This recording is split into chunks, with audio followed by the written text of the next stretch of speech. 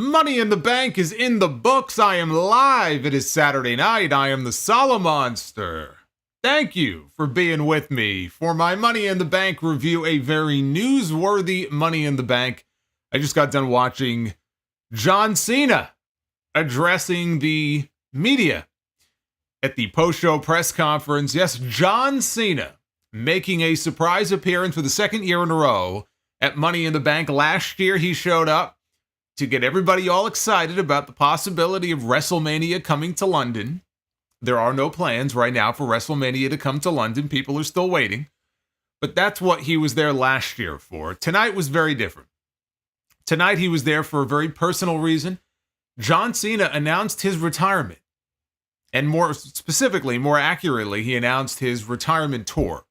At first he said this was his retirement, and I thought, oh my God, is the man sick? What's wrong here?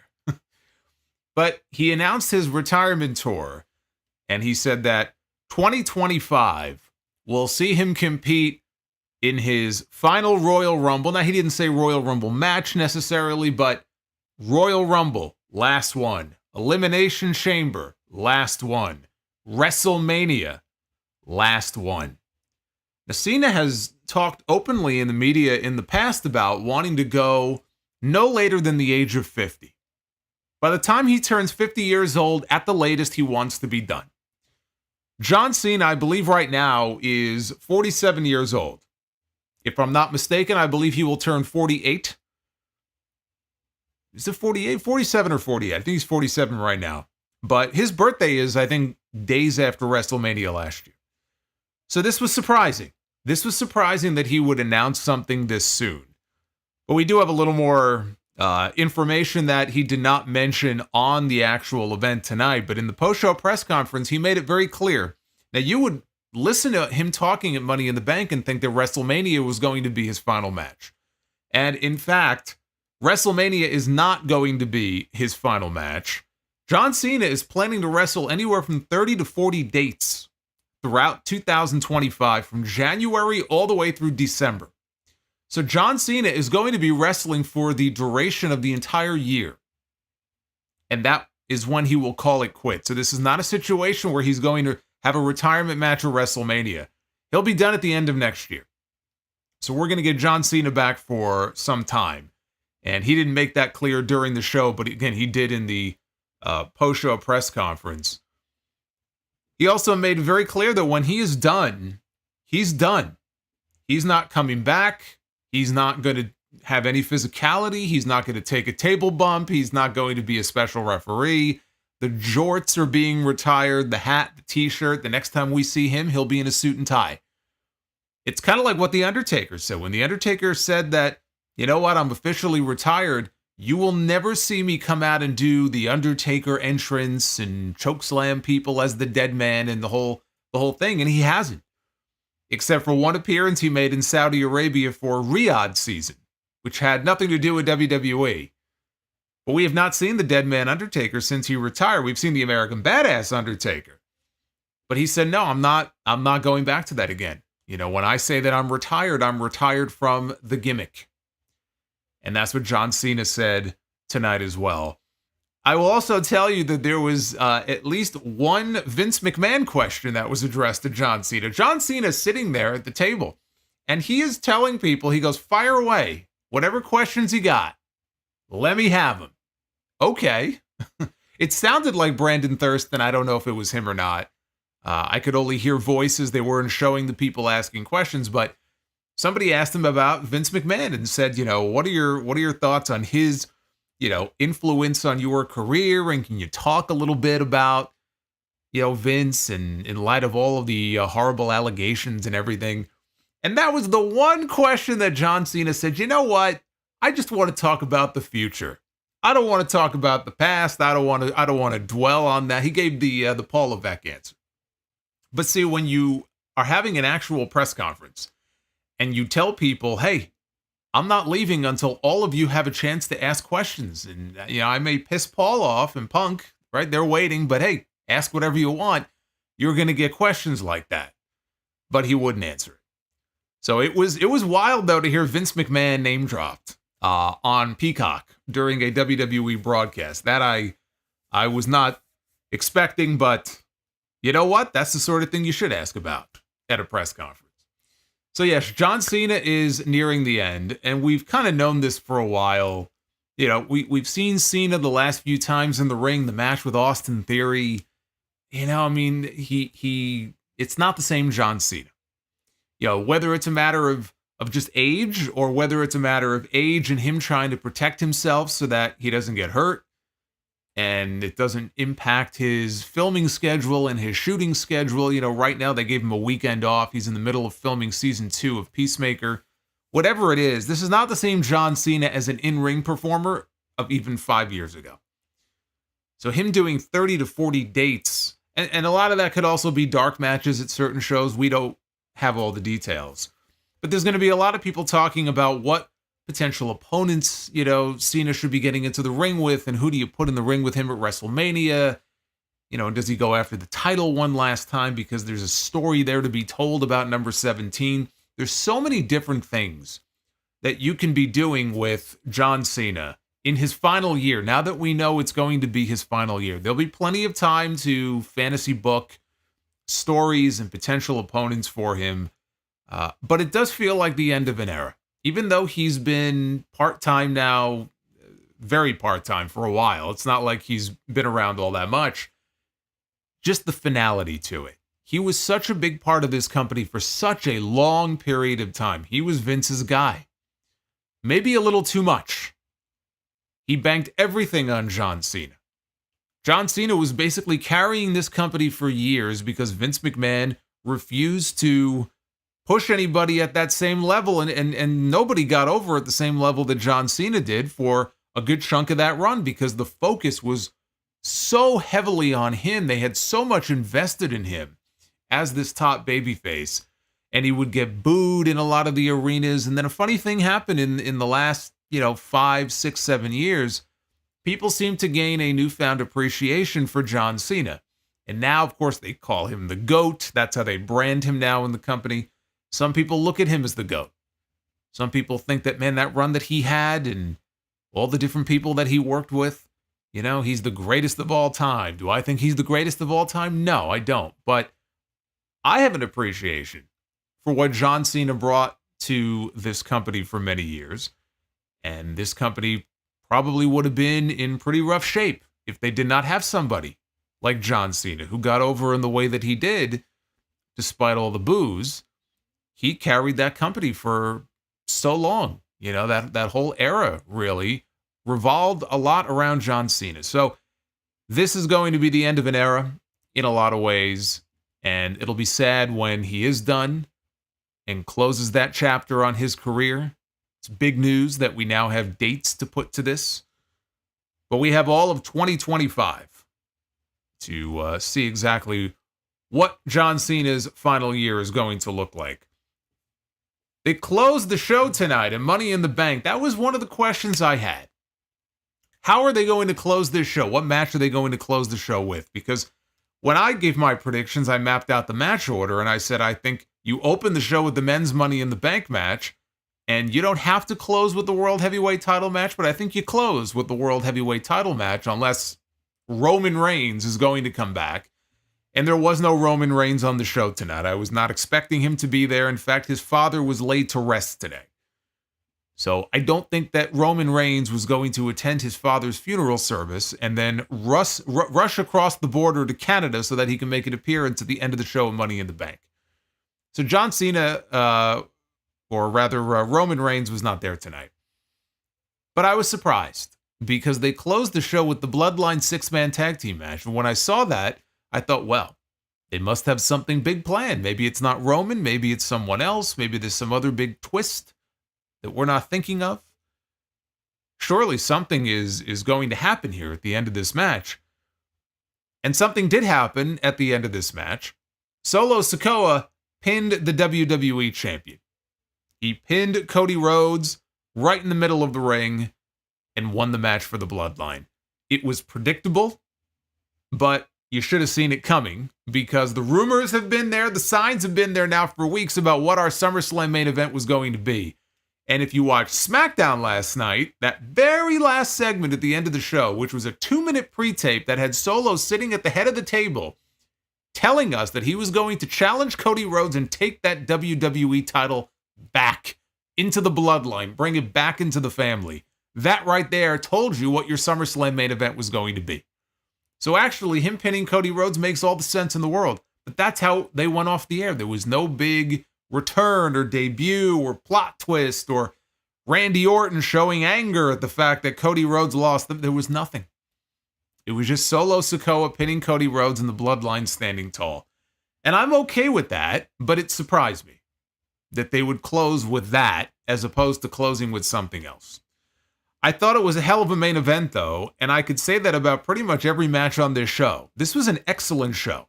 Whatever you think about the booking, whatever you think about the way in which they use the Money in the Bank on this show, I thought this was an excellent show. The matches, they all delivered, although there was one in particular that scared the hell out of me. But Drew McIntyre, coming into this show tonight, he vowed that not only was he going to win Money in the Bank, he vowed that he would cash in his Money in the Bank briefcase on this same night. And he did. He won Money in the Bank. He cashed in Money in the Bank. Drew McIntyre is not the World Heavyweight Champion because Chicago Phil made a trip across the border to Toronto and he gave Drew McIntyre a very bad night. So now the heat is on for Punk and McIntyre. Punk was there tonight. He was getting physical. I can't imagine he's not medically cleared. And so the stage is set not only for Cody and Solo, the stage is set for Drew McIntyre and CM Punk to have their big match at SummerSlam as well. When the show is over, Drew McIntyre stormed the set backstage where Jackie Redmond was sitting with Big E and Wade Barrett, and he was an absolute madman. He was looking into the camera. He was saying, Punk, I know you're in the building. I know you're still here. Referees came over. McIntyre threw them to the ground. Adam Pearce came over, tried to wrap his arms around Drew to calm him down. Adam Pearce got assaulted by Drew McIntyre. And so it took Wade Barrett, his good friend, to get up and to restrain him and to try to calm him down and to escort him away before something bad happened. But he's yelling at Punk, I know where you live. This man has now gone off the deep end. And this right here is why, coming into this show, I said, this is exactly how it's going to play out exactly the way that I told you it would. And there's going to be a lot of people who are very upset that they burned through the Money in the Bank briefcase, but I don't have an issue with that. Plus, you already have another Money in the Bank briefcase, and it is held by Tiffany Stratton. Ms. Money in the Bank. That's the match that scared the hell out of me. Now, even though it started rough, and it scared the shit out of me right up until the very end, I will say that they did win me over by the end. It was actually an incredible match for so many different reasons, both good and bad. But you had two tremendous Money in the Bank ladder matches, very different in some ways, but I thought both matches delivered this year, as did all the matches on this show, and we're going to go through each and every one of them. But we had more news as well. This has been rumored for the last few weeks, but it was confirmed by WWE today. They're bringing back Bad Blood, and they are bringing it back the first Saturday in October. October 5th, Bad Blood is coming to Atlanta, Georgia, 27 years to the day of the very first Bad Blood. 27 years to the day of the very first Hell in a Cell. 27 years to the very day that Kane made his WWE debut, still the greatest debut in WWE history. And so they are going to celebrate by bringing back Bad Blood on that show. There have been rumors that they want to do a Hell in a Cell match on that show. That has Drew McIntyre and CM Punk written all over it. All over it. Kick it off at SummerSlam. You do a second match maybe in Berlin. You come back at Hell in a Cell. You blow it off there. I mean, tell me, is there any other feud right now in WWE, singles feud, one-on-one, that would be more appropriate for a Hell in a Cell blow-off than CM Punk and Drew McIntyre? And they haven't even had the first match yet. I'm already looking ahead and booking the final match. They haven't even had the first match yet. But Bad Blood is official. The only question I have is, will there be blood at Bad Blood? How do you have a pay-per-view with the word blood in it, but you don't actually have blood on the show? I would imagine somebody is going to bleed, even if it's fake blood. This is your Money in the Bank 2024 review. I am the Solomonster. Thank you for joining me here on a Saturday night. We are going to zip through this show from top to bottom. I will give you my thoughts. We've got some news to get into here. Like and subscribe. Super chats are open. You will see them popping up. Wings! Even the Nature Boy, look at this, joining us here tonight. You'll see them popping up on your screen, and I will acknowledge you. If you drop a super chat, I will acknowledge you. So get those on in. Let's get into this here, because they opened with the men's Money in the Bank ladder match with Drew McIntyre, Jey Uso, LA Knight, Chad Gable, Carmelo Hayes, Roman Reigns. Not Roman Reigns. No. Roman Reigns was not in the match. Roman Reigns gently down the stream. That's a lie. It was Andrade. Andrade was in the match. It's Samoa BRO. Can you imagine Roman Reigns came out, just like beat the shit out of Chad Gable, took his spot in the Money in the Bank match, just to get his rematch with Cody Rhodes? I am the learning tree. Oh, no, we're not doing this. Thanks, guys. You know, that does remind me. Apparently, Marco Stunt made his return to AEW tonight on Collision. I'm sorry I missed that. While I was enjoying all the action here in Money in the Bank, we had Marco Stunt on the other channel. So now they have ads, not on the briefcases themselves. They have advertisements on the hooks. Where they have the carabiners and they have the hooks up there that hold the briefcase. Now they have ads on the hooks. So we've got, let's see here, we've got the Prime logo on the mats and the turnbuckles. We have ads on the LED ring posts. We have ads on the LED barricades. We have, what else? What am I missing here?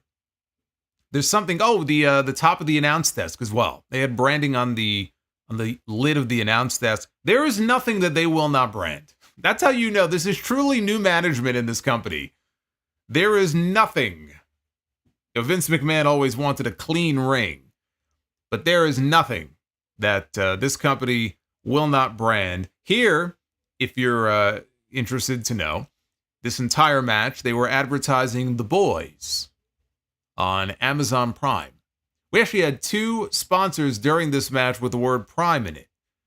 We had Amazon Prime, we had Prime Hydration. Every time they went to a replay, we had Prime Hydration, and we had Wheatley American Vodka. I mean, couldn't get away from it. You couldn't escape it for the entire match.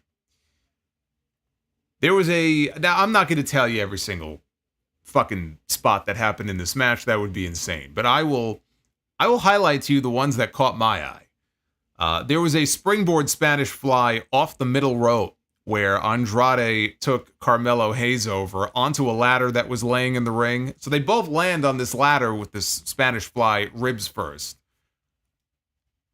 Then there's Chad Gable. I'm a big fan of Chad Gable. I didn't think he had a chance. A few weeks ago, I would have said differently, but last 2 weeks, it became pretty clear to me he's not winning this match. But I was very happy that he was in the match because he doesn't have a lot of PLE matches to his name. So I'm glad that he was even being featured here. But you know what never gets old with me? It never gets old with me to see Chad Gable suplexing fools around.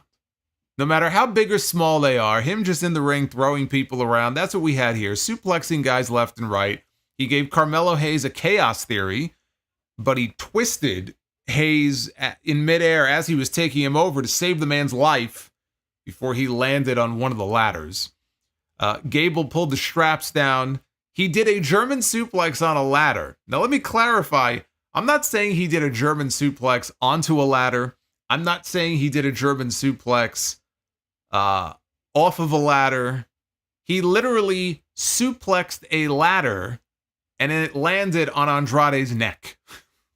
Like, he was going crazy here in this match. There was another point, Gable was standing on the rungs between the two ladders that were set up in the ring, and at the same time he had an ankle lock applied to Carmelo Hayes. We had LA Knight and Jey Uso. A few different points during this match. They were the two big baby faces in this match by far. The two big mega baby faces here. And so they teased confrontations with them at different points during the match. But at one point they teamed up to stop Drew McIntyre.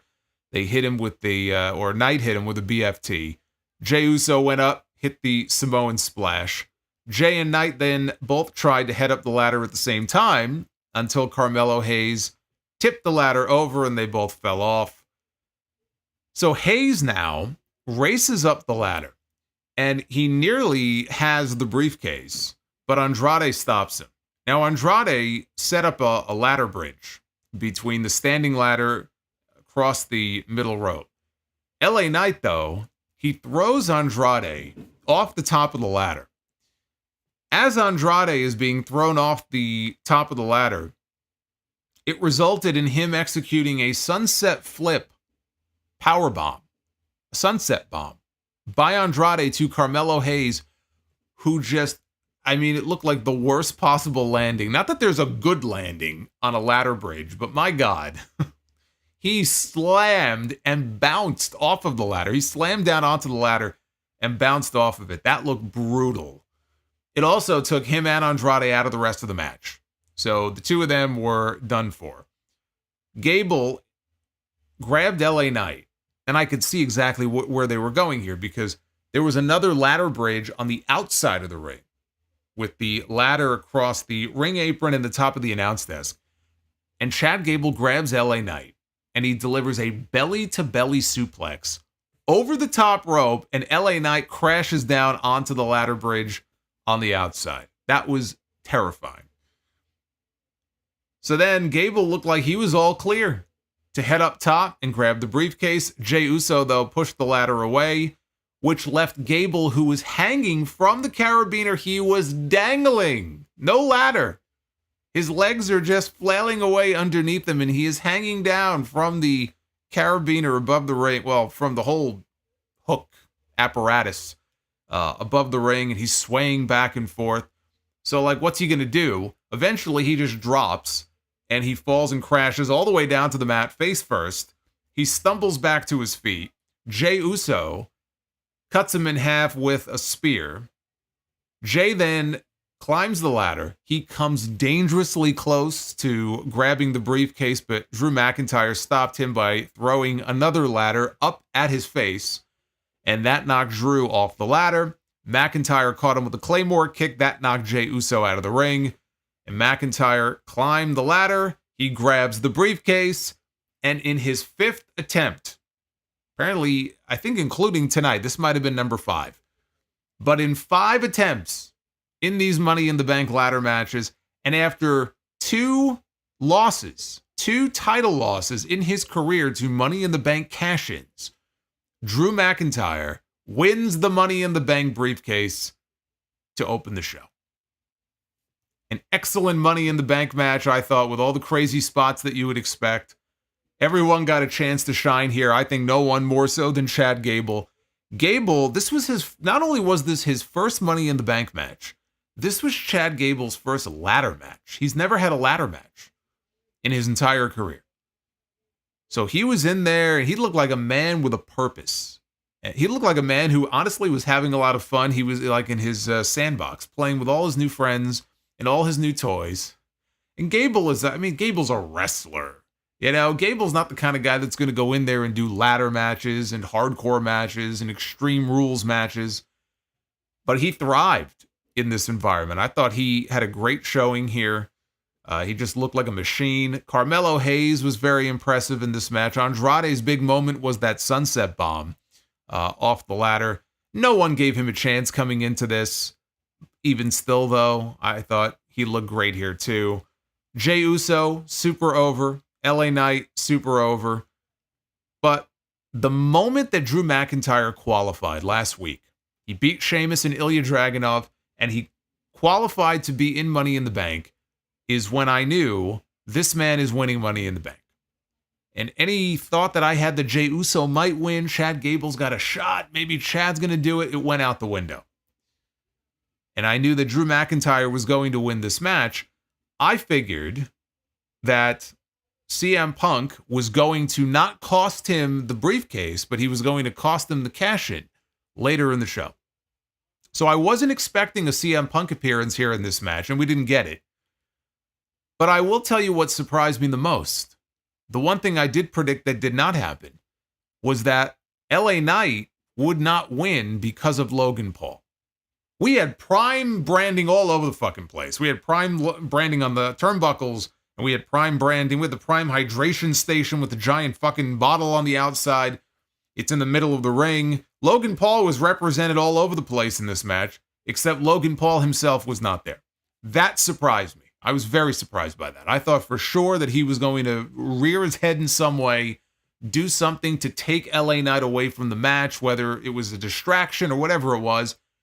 And he didn't. He just didn't win.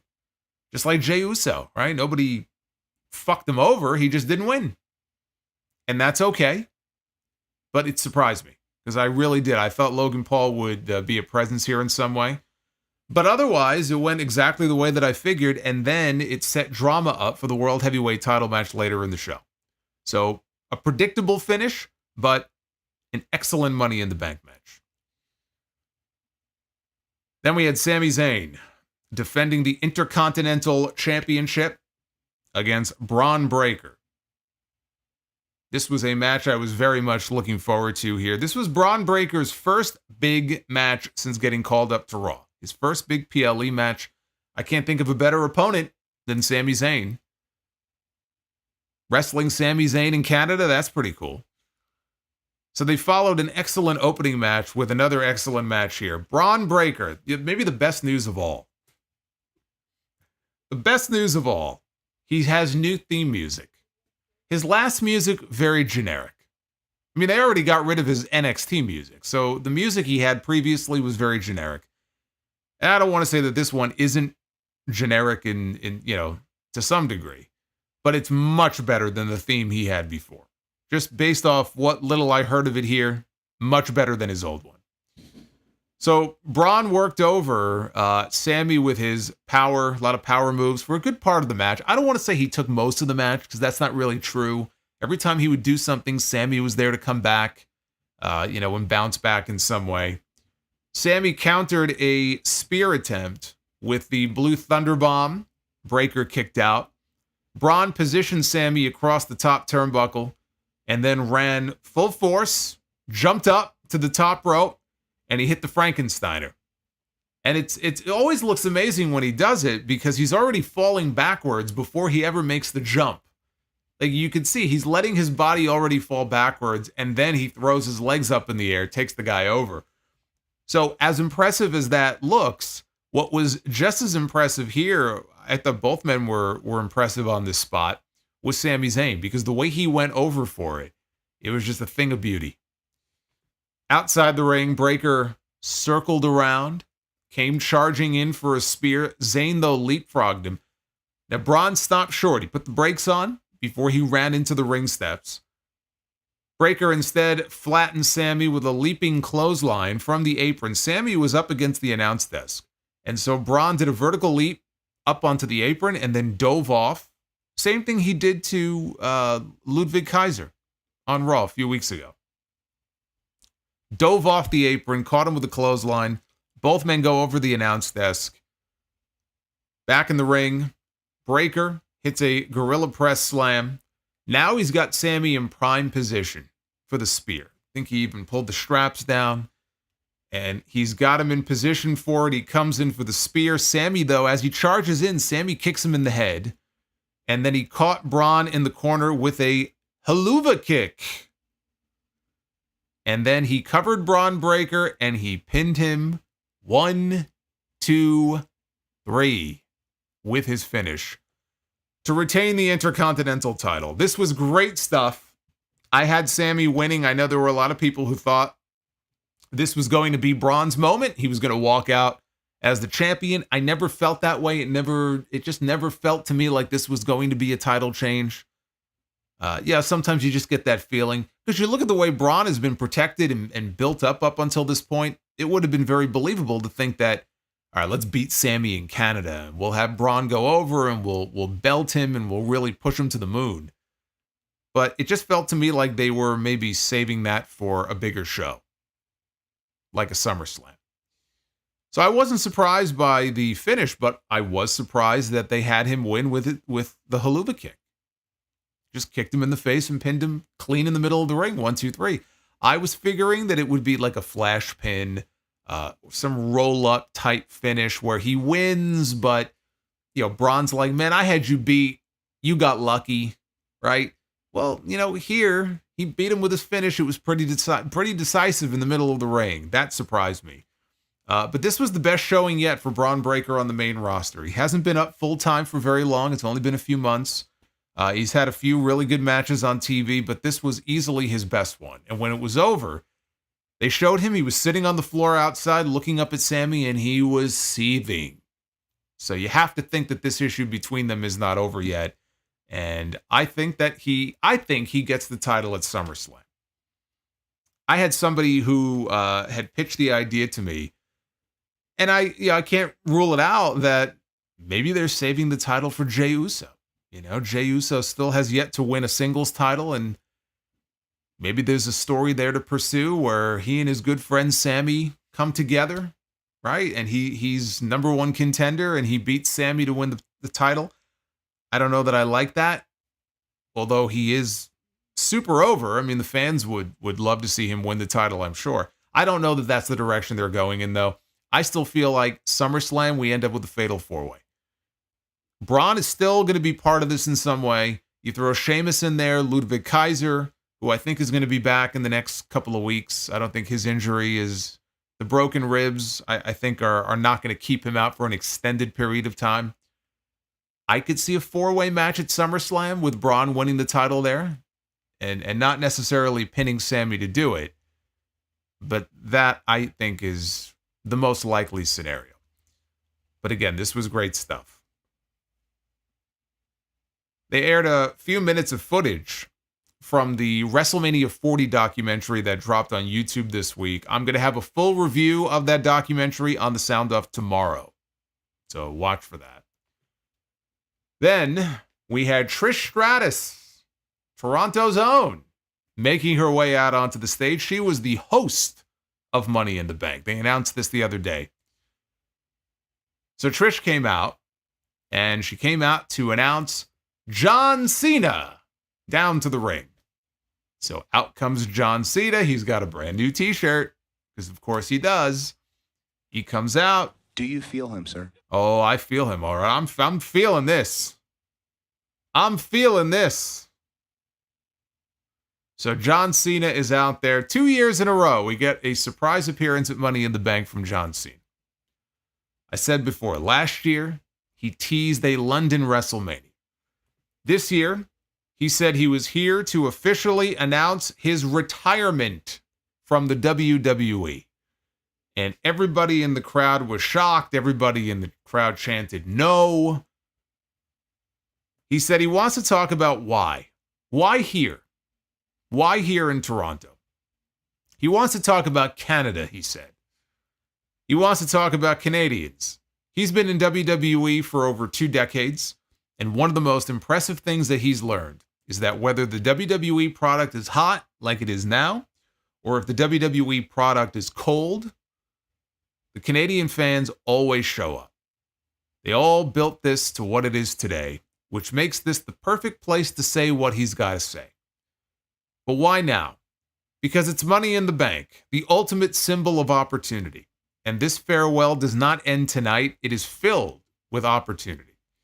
Raw makes history, he said, next year when they move to Netflix, and he says that he will be there.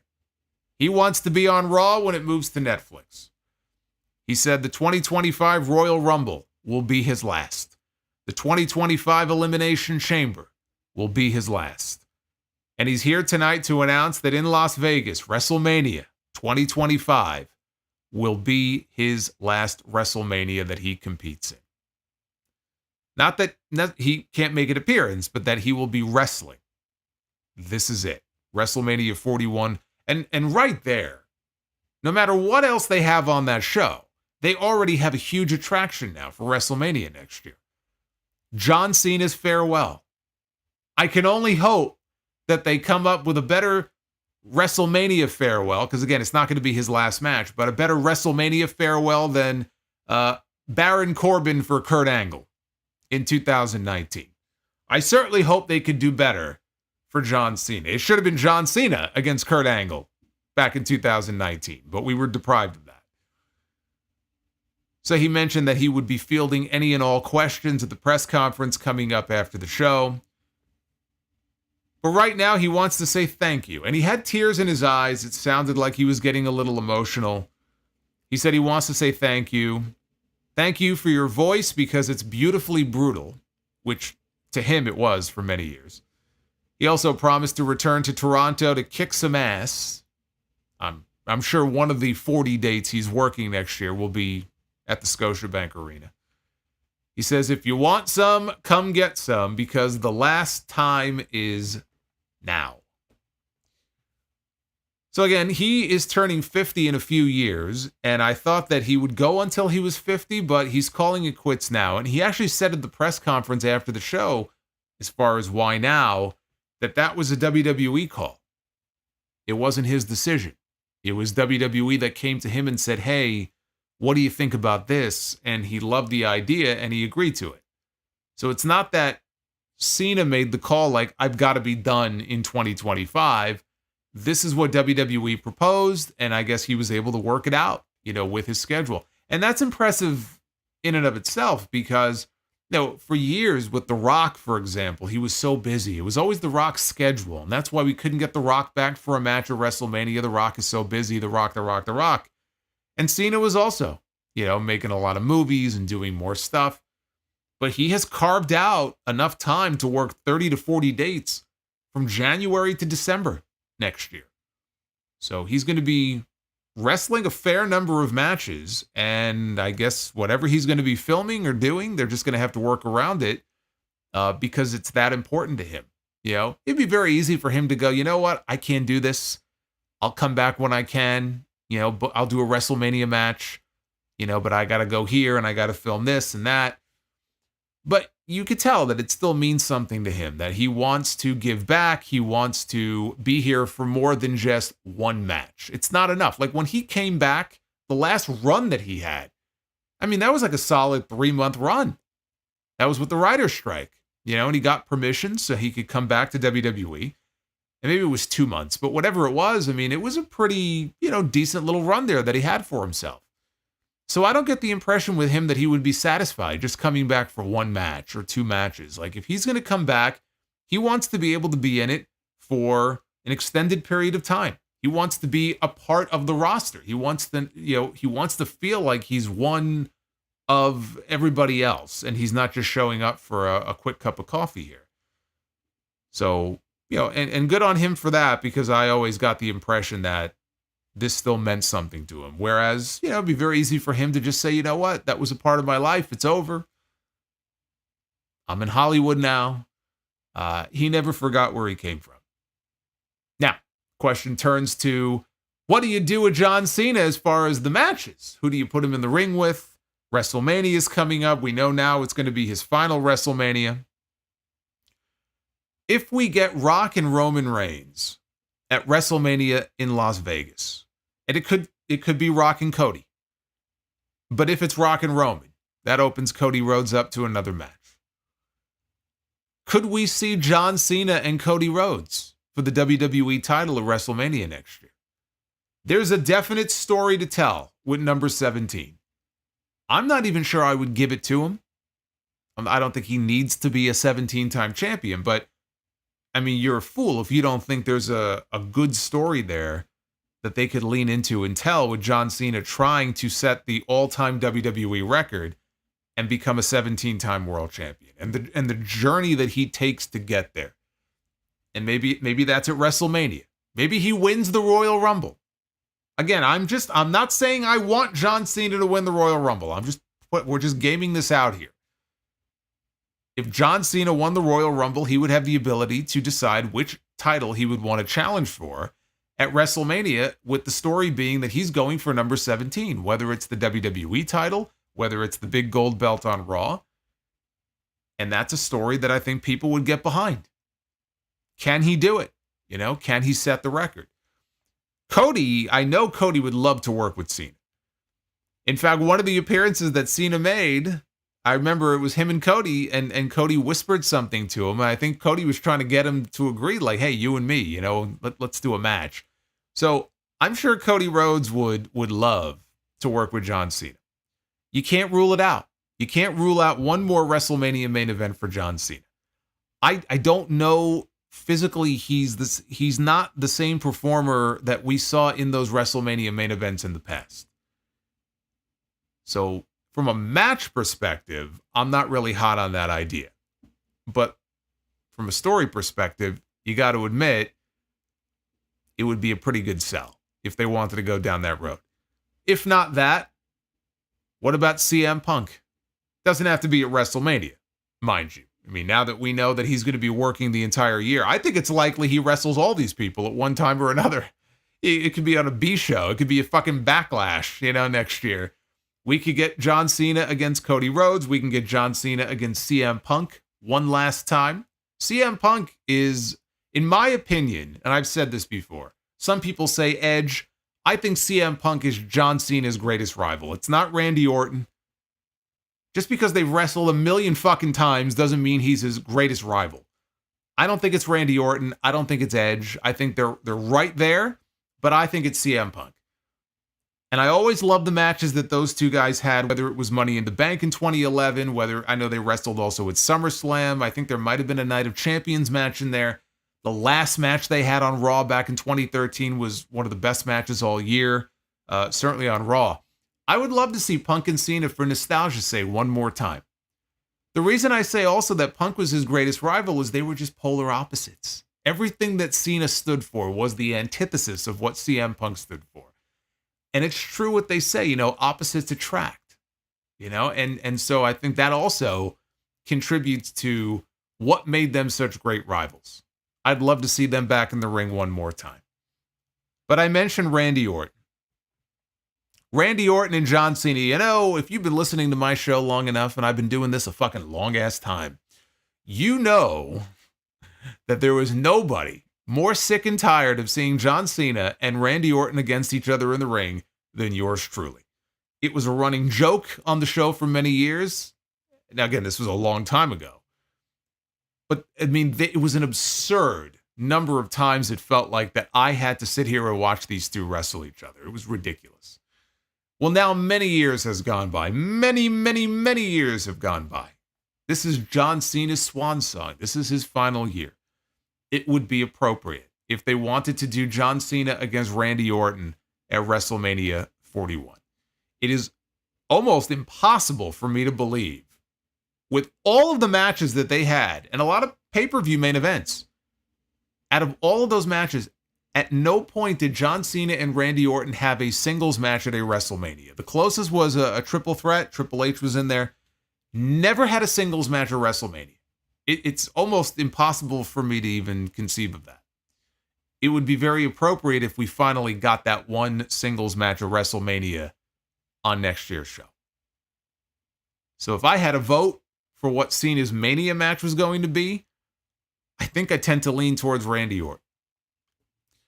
You know, it's pretty clear, you know, we had John Cena against Austin Theory at WrestleMania last year. And it's sad, but looking back on it, and it was pretty clear not long after the match, John Cena going in there and wrestling Austin Theory and doing the honors for him didn't mean shit for Theory. And that's not John Cena's fault necessarily, although he cooked that young man when it came to the promos that they did on TV. He didn't do Theory any favor. Not only did he not do Theory any favors by cooking him on the mic, but just the things that he said to him, like, you're not even worth my time. You don't belong in the ring with me. You're boring. When you come on TV, people change the channel. The reason it was so biting is because it was true. And there was nothing that Theory did in that WrestleMania match or coming out of Mania that did anything to change my mind about anything that Cena said. But it's not Cena's fault that, the Triple H and the Brain Trust over there dropped the ball with Austin Theory coming out of WrestleMania. This guy got a big win over John Cena. What the fuck did he do coming out of that WrestleMania show? So I don't want to see John Cena just wrestling just the younger guys throughout the entire year and just either beating them or doing jobs. I want to see him have some marquee matches against big names because he wrestled Theory and it meant absolute fucking nothing to the career of Austin Theory. It's cool for Theory to be able to say that he had a WrestleMania match with John Cena, but what did it mean? Did it elevate him in any meaningful way? He seemed to be less over coming out of that WrestleMania than he was going into it. But if Cena's going to be working the entire year, I think it's inevitable we're going to see him in the ring with Bron Breakker, and we're going to see him in the ring with Carmelo Hayes, and we're going to see him in the ring with people like that. And that's cool. I only hope that if he does work with these people, they can actually get something out of it as far as coming out of that match or that program feeling like a bigger deal than they did when they went into it. It was almost shocking to me, considering how big of a name Cena was for so long, how little that win ended up meaning to Austin Theory. But that's more of an indictment on the booking, honestly, than anything else. I mean, that was a big misstep on their part. One thing that Cena made very clear also in the post-show press conference tonight is that he is not in the business of picking opponents. He has never lobbied. He's never gone to Vince or anybody else and said, hey, I got to work with this guy. I want to work with that guy. He said that in the past too. Like, he just, whatever the company wants him to do, he'll do. He's always been the consummate company guy, which is why Vince loved him so much and kept him on top for so many years. Out of all of the top guys that Vince McMahon promoted, probably in his entire tenure in that company, the one who I will guarantee you gave him the fewest headaches was probably John Cena. Because Cena probably just said, yes, boss, to pretty much everything. Right? That's probably what he did. I mean, he seems very deferential to management there and like, whatever you need me to do, I'll do it. So this is not a case where Cena has an opponent in mind that he wants to wrestle. He's going to go with whatever the company wants him to do. And I can only hope that whatever Triple H and Bruce and the whole team there come up with, that it is worthwhile for John Cena's final year. I'm sure it will be. I think they'll put plenty of thought into it and, prepare a pretty good list of opponents for him. But let the fantasy booking begin, because, everybody is going to be coming up with what matches they'd like to see John Cena in. And by the way, we are at 540 likes, according to Bash, which is awesome. I wanted at least 500, but now that I know we're at 540, can you guys get me to 700? Can we join the 700 club tonight?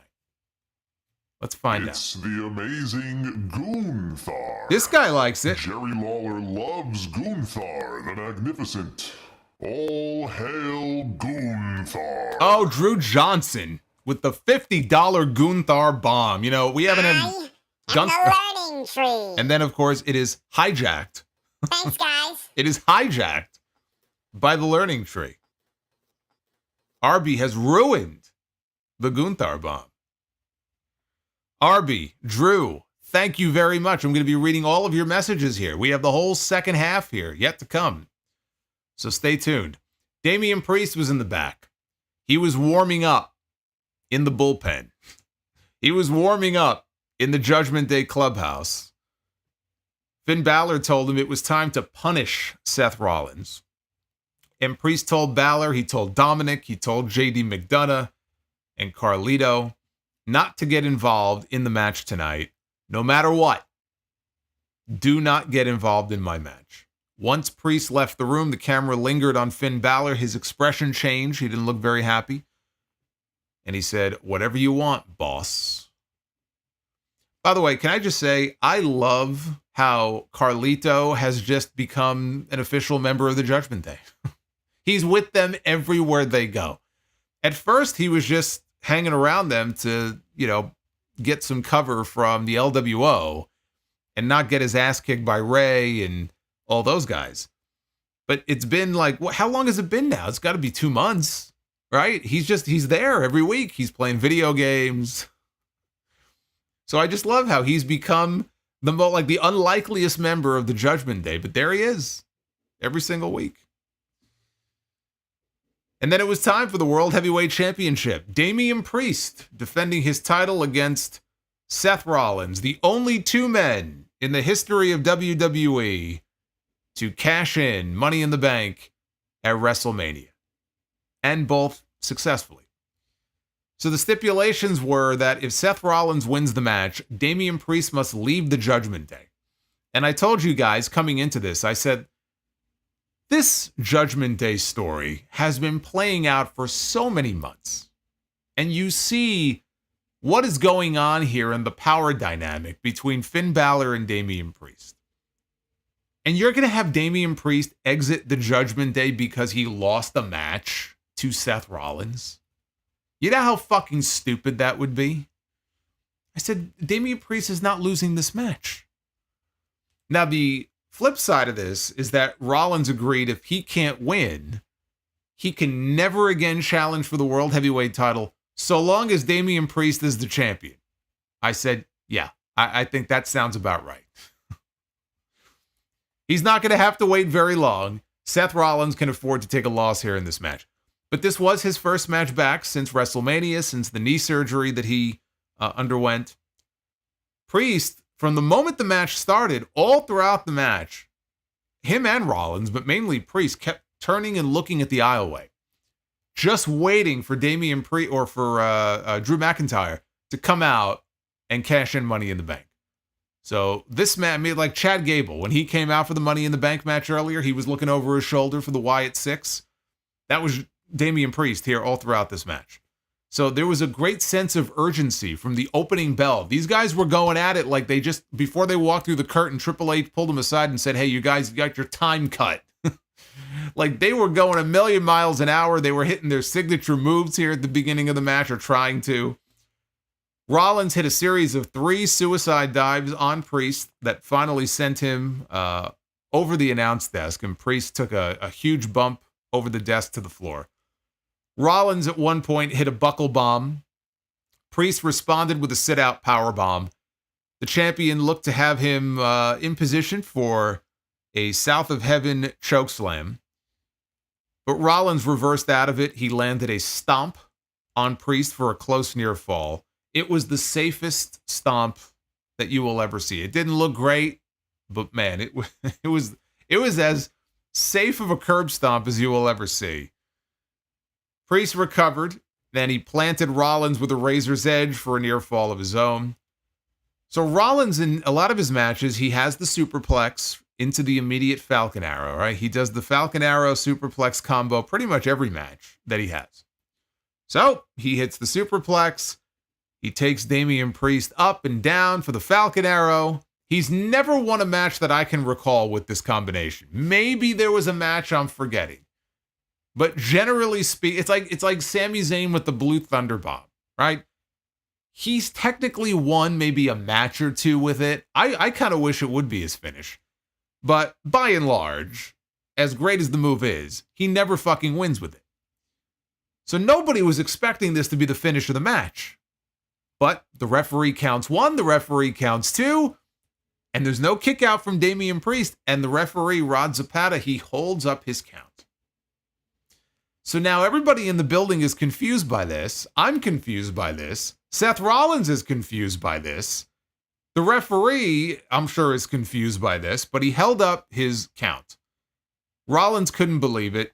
Then Drew McIntyre's music hits, and it seemed to me like what happened here, because there were some people in the chat I saw who said that maybe Priest got his bell rung, maybe he was concussed, or he took a hard shot to the head. He didn't take a hard shot to the head.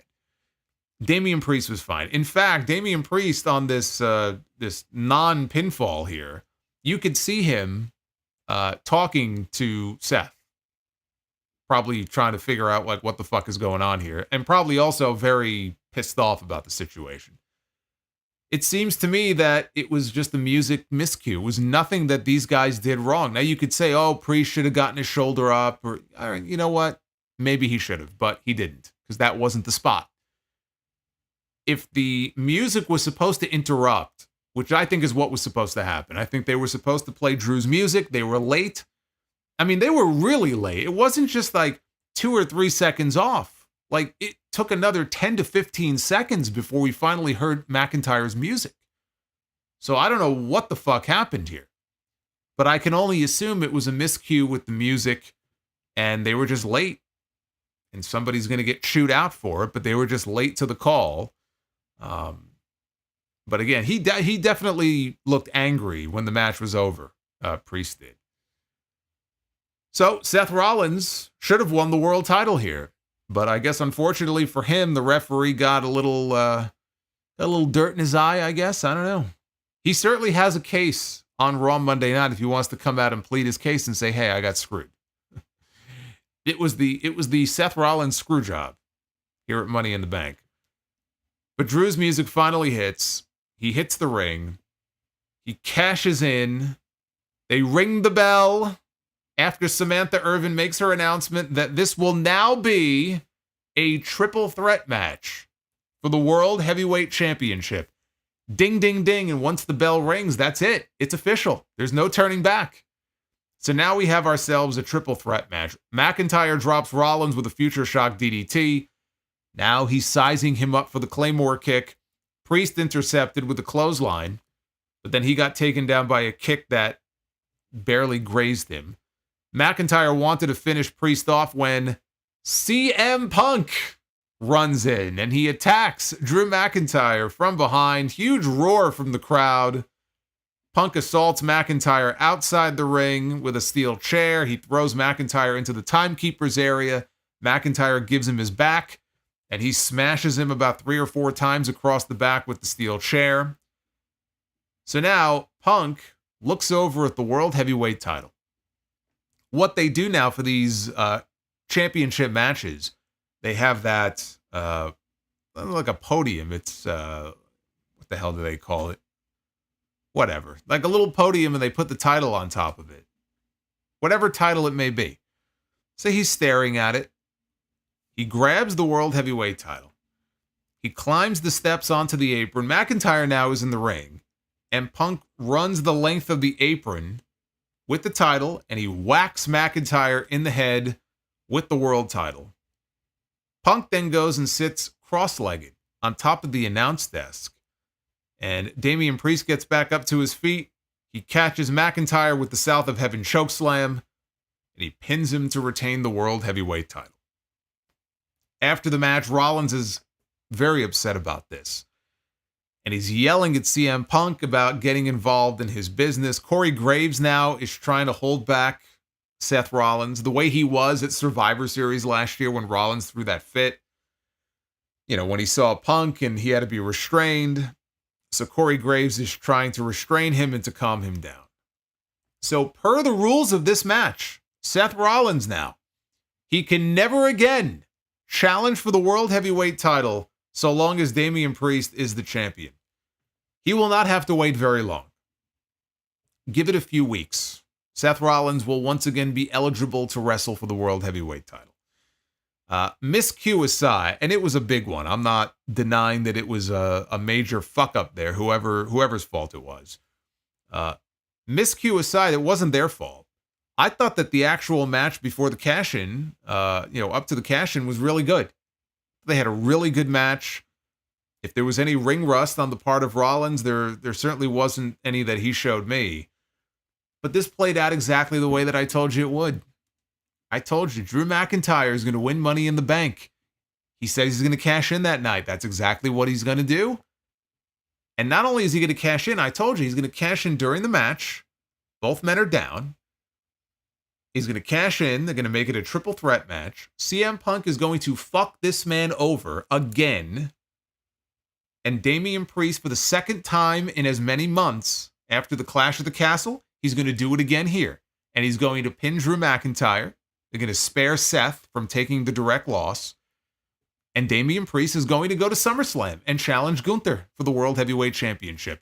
And to AT, that is exactly how it played out here. This is all going to lead.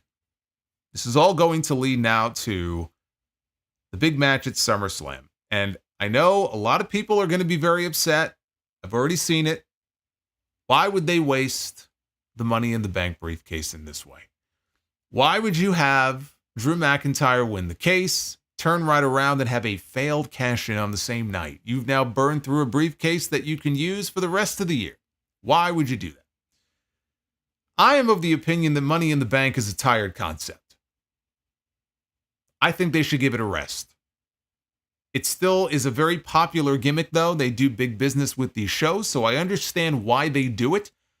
I think Money in the Bank has jumped the shark. I think it jumped the shark a long time ago. And if it were up to me, I would give it a break for a while. So I don't really care much to begin with for the Money in the Bank briefcase. So that's the perspective that I'm coming at it from. You may feel differently. And we have another briefcase with the women that they can certainly use for however many weeks or months they want to use that for. I did not have an issue with them doing this because it is all going to lead now to a major match between CM Punk and Drew McIntyre at SummerSlam.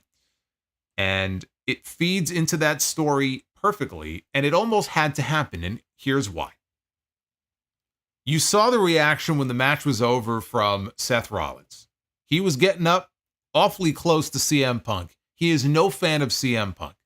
The match we were going to get at WrestleMania this year, had he not gotten injured, was CM Punk and Seth Rollins for the World Heavyweight title.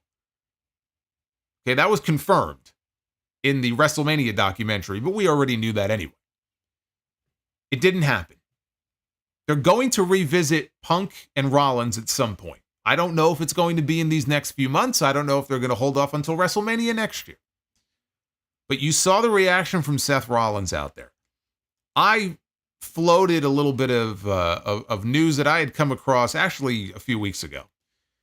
But I told you guys on the SmackDown review last night something that I had heard as far as what the plan was, at least as of several weeks ago, for Seth Rollins at SummerSlam.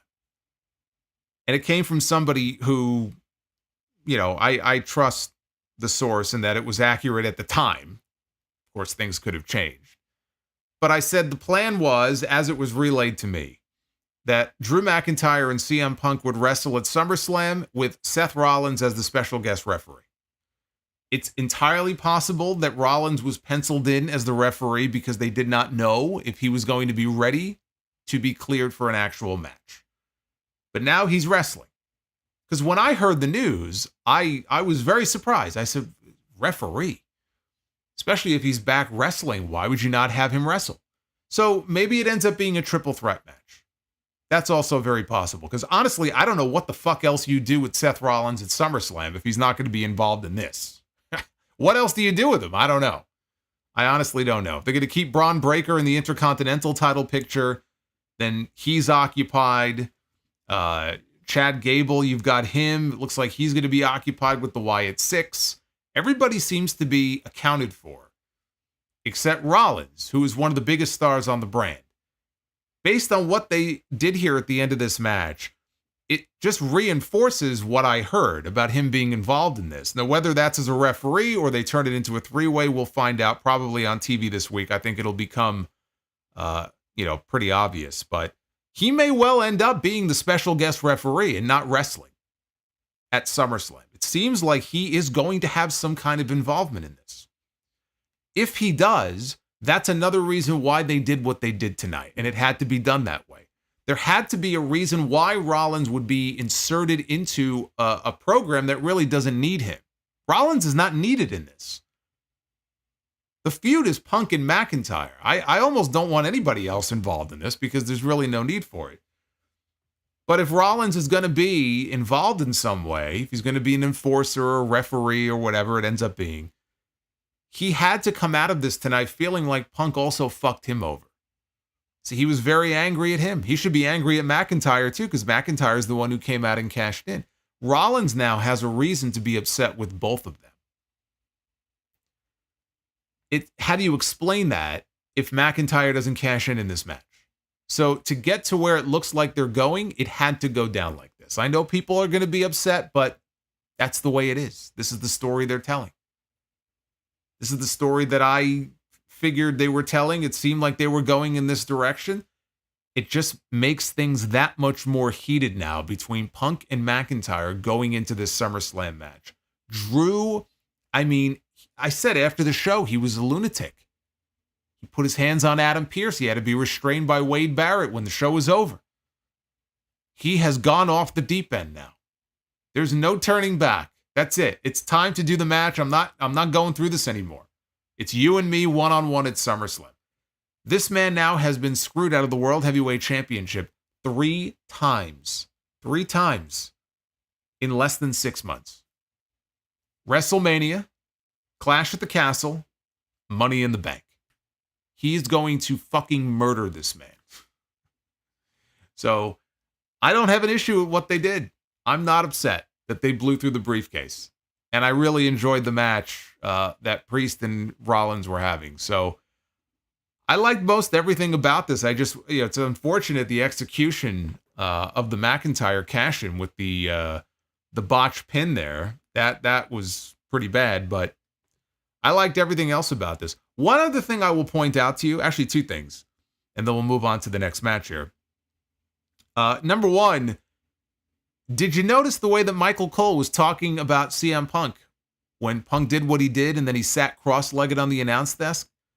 And Cole is yelling at him, Phil. He's calling him Phil. You know shit's gotten real when he goes by his shoot name. And he's saying, Phil, what are you doing, Phil? What are you doing? It makes me think, it makes me wonder if maybe the end result of all this, when all is said and done in these next few months, makes me wonder if the idea is maybe for CM Punk to be a heel when this whole thing is over with. Maybe the idea at the very end is that Punk is the one who turns heel at the end. Because now it just feels like he's piling on. Of course, he got murdered on SmackDown a few weeks ago, so he was well within his rights to do what he did. But now he's pissed off McIntyre, he's pissed off Seth Rollins, who's a fan favorite, and now he feels like he was screwed over. Maybe there is something to this notion that Punk may go heel in the next few months. I still don't see it. It seems a little more plausible to me now than maybe it did 24 hours ago, but it's still hard for me to believe they would turn him this soon when he's still this popular. And what's not going to be popular with a lot of people is Priest and Gunther is your World Heavyweight title match at SummerSlam. I know it doesn't have the marquee value that Rollins and Gunther would have had, but Finn Balor, I'm sure, is going to factor into that in some way. There's another story with the Judgment Day that's at play here that will play itself out. But you can get that title ready. You can get that championship belt ready. The King of the Ring is going to take his throne at SummerSlam, or certainly no later than Berlin. I don't think there's any way that we get out of the month of August without Gunther being the World Heavyweight Champion. Let's put it that way. But now we know what our title match is going to be. We had the women's Money in the Bank ladder match with Io Sky, Zoe Stark, Chelsea Green, Lyra Valkyria, Chelsea Green. See, that's why Samantha Irvin has her job and I have mine. Chelsea Green, Lyra Valkyria, Bird Girl. You notice Corey Graves on commentary basically called her Bird Girl because that's what she is. She's Bird Girl. Naomi and Tiffany Stratton. Tiffany and Chelsea, the funniest thing to me about this entire thing, Tiffany Stratton and Chelsea Green were the 2 biggest baby faces in this match, and they're both heels. But here in Canada, easily the 2 biggest baby faces in this match. And they played up the idea that Chelsea has a fear of heights. And she really didn't want to climb the ladders at the beginning of this match. She was actively avoiding climbing any of the ladders. Now, it's not that I don't worry when the men are out there doing crazy shit. I do. They do a lot of crazy stuff. And I even said this when I was talking about the TNT title ladder match at Forbidden Door last weekend. They're doing all kinds of wacky, crazy spots and dives and shit. And you just kind of get numb to it, but they just keep upping the danger level, right? And I'm always watching and I'm like wincing and hoping that they're not, killing each other or breaking their fucking necks out there. So it's not that I don't think that way when it comes to the men's matches. But there's just something about these women's matches. I'm holding my breath every single time. I'm watching them out there on these ladders and throwing these ladders around and landing on these ladders. And I'm just sitting here holding my breath. And clearly I'm not the only one, because on commentary, on the show, throughout this entire match, you heard the exact same concerns from Michael Cole and Corey Graves. At various points, they were openly fearing for the safety of every single woman in this match as the match progressed. So I know I'm not the only one. There was one point early on, Lyra, it was like in the first 3 minutes of the match, Lyra Valkyria went to go give Io Sky a back body drop, and it was going to be a back body drop onto a ladder that was propped up in the corner. So she went to go give her a back body drop, but she didn't get her all the way over. And Io landed very awkwardly. They kind of landed on top of each other, and then the ladder fell on them. And that was to start the match. And I'm like, oh my God. Thankfully, she was okay. There was another point where Zoe Stark did this wacky, I don't even know what it is. I see her do it in her matches. I don't know what she calls it, but it's this wacky move off the ropes. It might have been Lyra who was laid out on a ladder. And she's on the apron, and Zoe kind of dives into this like twisting dive into the ring. Almost completely missed Lyra and landed head first on the edge of the ladder with her own skull. What is going on here? So those are just two examples. The first few minutes of this match were very rough. Very rough. By the end of this, they won me over. And everybody else. Certainly in the building, people reacted to it major. I mean, the announcers they were gushing over this. There was one spot, there was a tarantula German suplex in the ladder by Lyra. She dumped Io all the way down to the mat. That was crazy. Right on the back of her neck. Tiffany Stratton and Zoe Stark, they had a standoff at one point that got interrupted by Naomi, who tried to scale the two ladders that were in the ring, but she was stopped by Stratton and Stark. And so with the ladders split, she had one leg on one rung of one ladder, one leg on one rung of a second ladder. And she does the splits in her matches, so she's a very flexible woman. The problem is you could see one of the ladders was like this close to tipping over. And she was trying very hard to keep her balance, but somehow while she was in that position, she grabbed, I forgot, it might have been Zoe, but she gave her a split-legged, it was Tiffany. She gave Tiffany a split-legged DDT from that position, which actually looked very impressive. So then Naomi went outside. She grabbed some tables from underneath the ring, but she got thrown into the steel steps by Chelsea, who got some help from Tiffany in setting up some tables out on the floor. We'll come back to those in a little bit.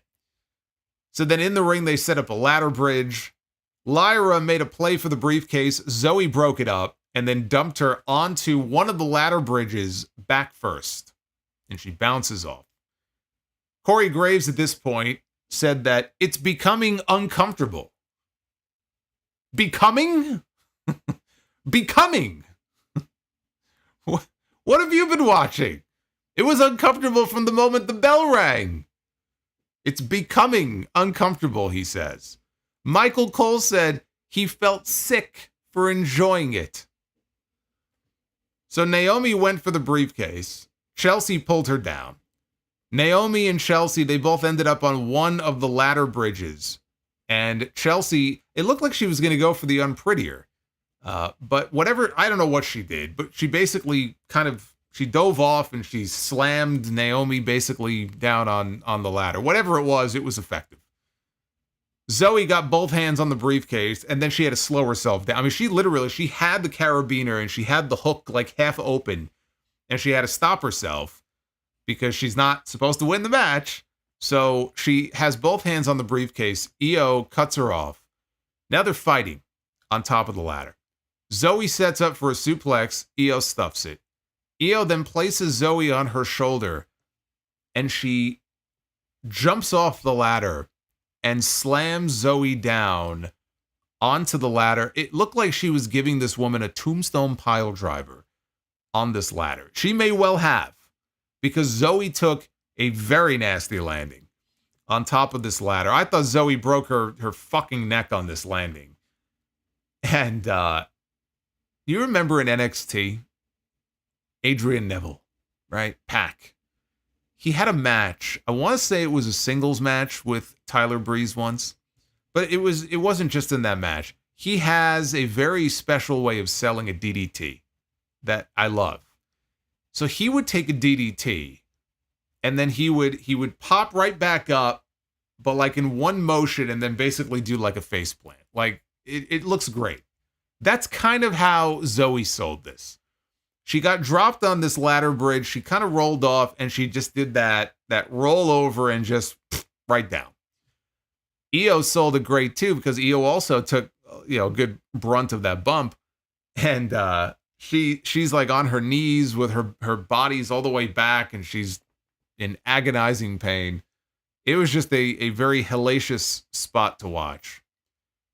Chelsea Green dumps Io to ringside, and then she is ready to climb the ladder.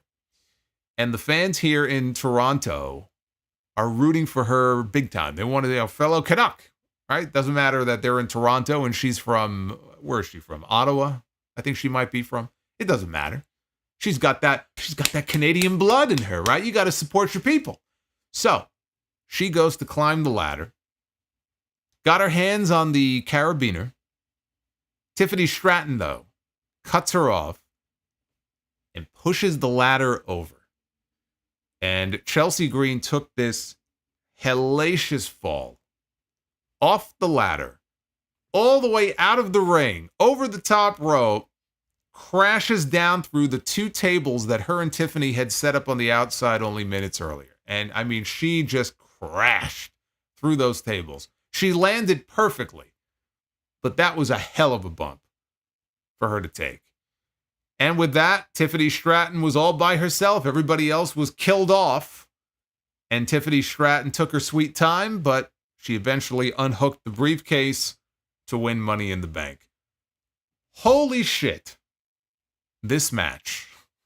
I mean, I ran the gamut of emotions watching this match. From disgust at times, to fear, to excitement, to laughter for some of the spots, especially some of the stuff Chelsea was doing, to fear again. Fear was kind of the dominant emotion that I had watching this match. I kind of feel like quoting A Tale of Two Cities is very appropriate to describe this match. It was the best of times. It was the worst of times.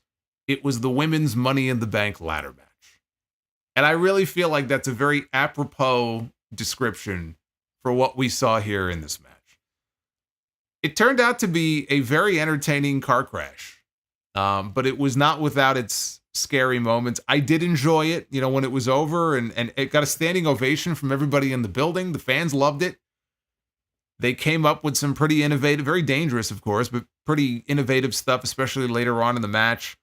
I wish that they wouldn't do half the shit that they do, but you're never going to, you put them in a Money in the Bank ladder match, you're never going to get them to do anything else but crazy, stupid stunts. I mean, that's what these matches are all about. So I enjoyed it for what it was. I thought it definitely got better in the second half. It was definitely the bigger spectacle of the two Money in the Bank ladder matches this year. The women's match definitely topped the men's match in that regard. I didn't feel this way when the men's match was over. I don't know if that's a good thing or a bad thing, but if they wanted to make you feel something, then they definitely achieved their goal. And it was the correct outcome. And there were some people who thought maybe I was off with the predictions because I had two heels winning. Because I picked Drew in the men's match and Tiffany in the women's match. So would they really have two heels go over? The answer is yes. Yes, they would. But in this case, it was definitely the correct outcome. Tiffany Stratton is a megastar in the making. Just listen to the reactions that this woman gets. She has not been on the main roster for even a full year. She was getting reactions like this in Australia at Money in the Bank or at Elimination Chamber. That was in February. Okay? I mean, even she was shocked by that. She was getting tippy time chants. They were cheering for her. This woman was a star from day one. She's only getting better as time goes on. Now she's got the briefcase, and a very interesting statistic in the history of women's Money in the Bank ladder matches, a 100% success rate on cash-ins. Every single woman who has cashed in Money in the Bank has gone on to become a women's champion. I would hope Tiffany Stratton will not be the first to fail. Whether she fails or not, this woman's going to be defending titles and winning titles at WrestleMania. This woman can very well headline night one of a WrestleMania one year. We can get Charlotte Flair and Tiffany Stratton one year in a WrestleMania main event. I could see that. So this woman is going places, but now she's got the briefcase. We'll see how that factors into SummerSlam next month, because Tiffany has been very friendly with Nia Jax over the last month. We even saw it on TV this week. And Nia Jax, of course, is challenging Bayley for the women's world title, the WWE women's title, at SummerSlam. Is Tiffany going to factor into that in some way? Is she being very nice to Nia, and then in the end she cashes in on Nia, let's say if Nia wins? Or maybe Nia doesn't win, but she cashes in at SummerSlam on a very tired, very injured Bayley. And Tiffany Stratton, she may not wait more than a few weeks to cash in Money in the Bank. She could very well walk out of SummerSlam the women's world champion. It's possible. But definitely the right outcome to this match. Then we get to the main event on this show. That guy right there. There he is. Hey, Greg Miller, thank you for the sub. That guy right there was in the main event of this show. It was Cody Rhodes. It's a direction you can fuck. Oh, man, The Rock just told Cody Rhodes the direction that he can fuck. Cody and Rock, man. Are we going to get it at WrestleMania? That's the question.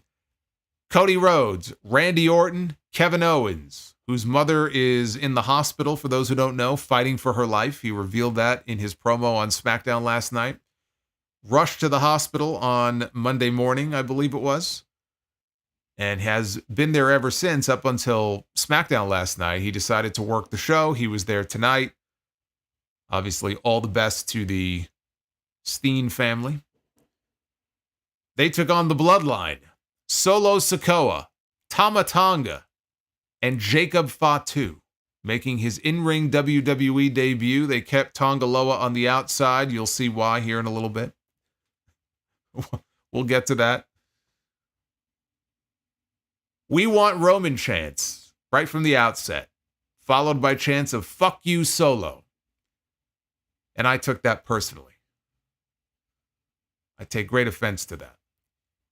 It was going to be Cody and Solo starting out here, but then Solo tagged out to Tama Tonga. Jacob Fatu, let's skip to the good part here. Jacob Fatu tagged into the match. His first WWE match. Gets into the ring, and he is in the ring with Randy Orton. Randy Orton gives him a draping DDT, which is one of his signature maneuvers. He DDTs him. Of course, Randy Orton should know better. He should know that you don't drop a Samoan or a Tongan or I guess anybody from the islands on their head. That was kind of the wrestling trope for so many years. Apparently, he never learned that lesson. Jacob Fatu got right back up. He no-sold the draping DDT. Got right back up to his feet. Randy didn't know it, though. Randy turns and he drops down. He's going to start pounding the mat, right? Like he pounded ass for all those years in his youth. He starts pounding the mat. Then he realizes, oh, shit. This guy's on his feet. Right? He's shocked. Crowd is shocked. Orton ends up getting dropped with a Samoan drop.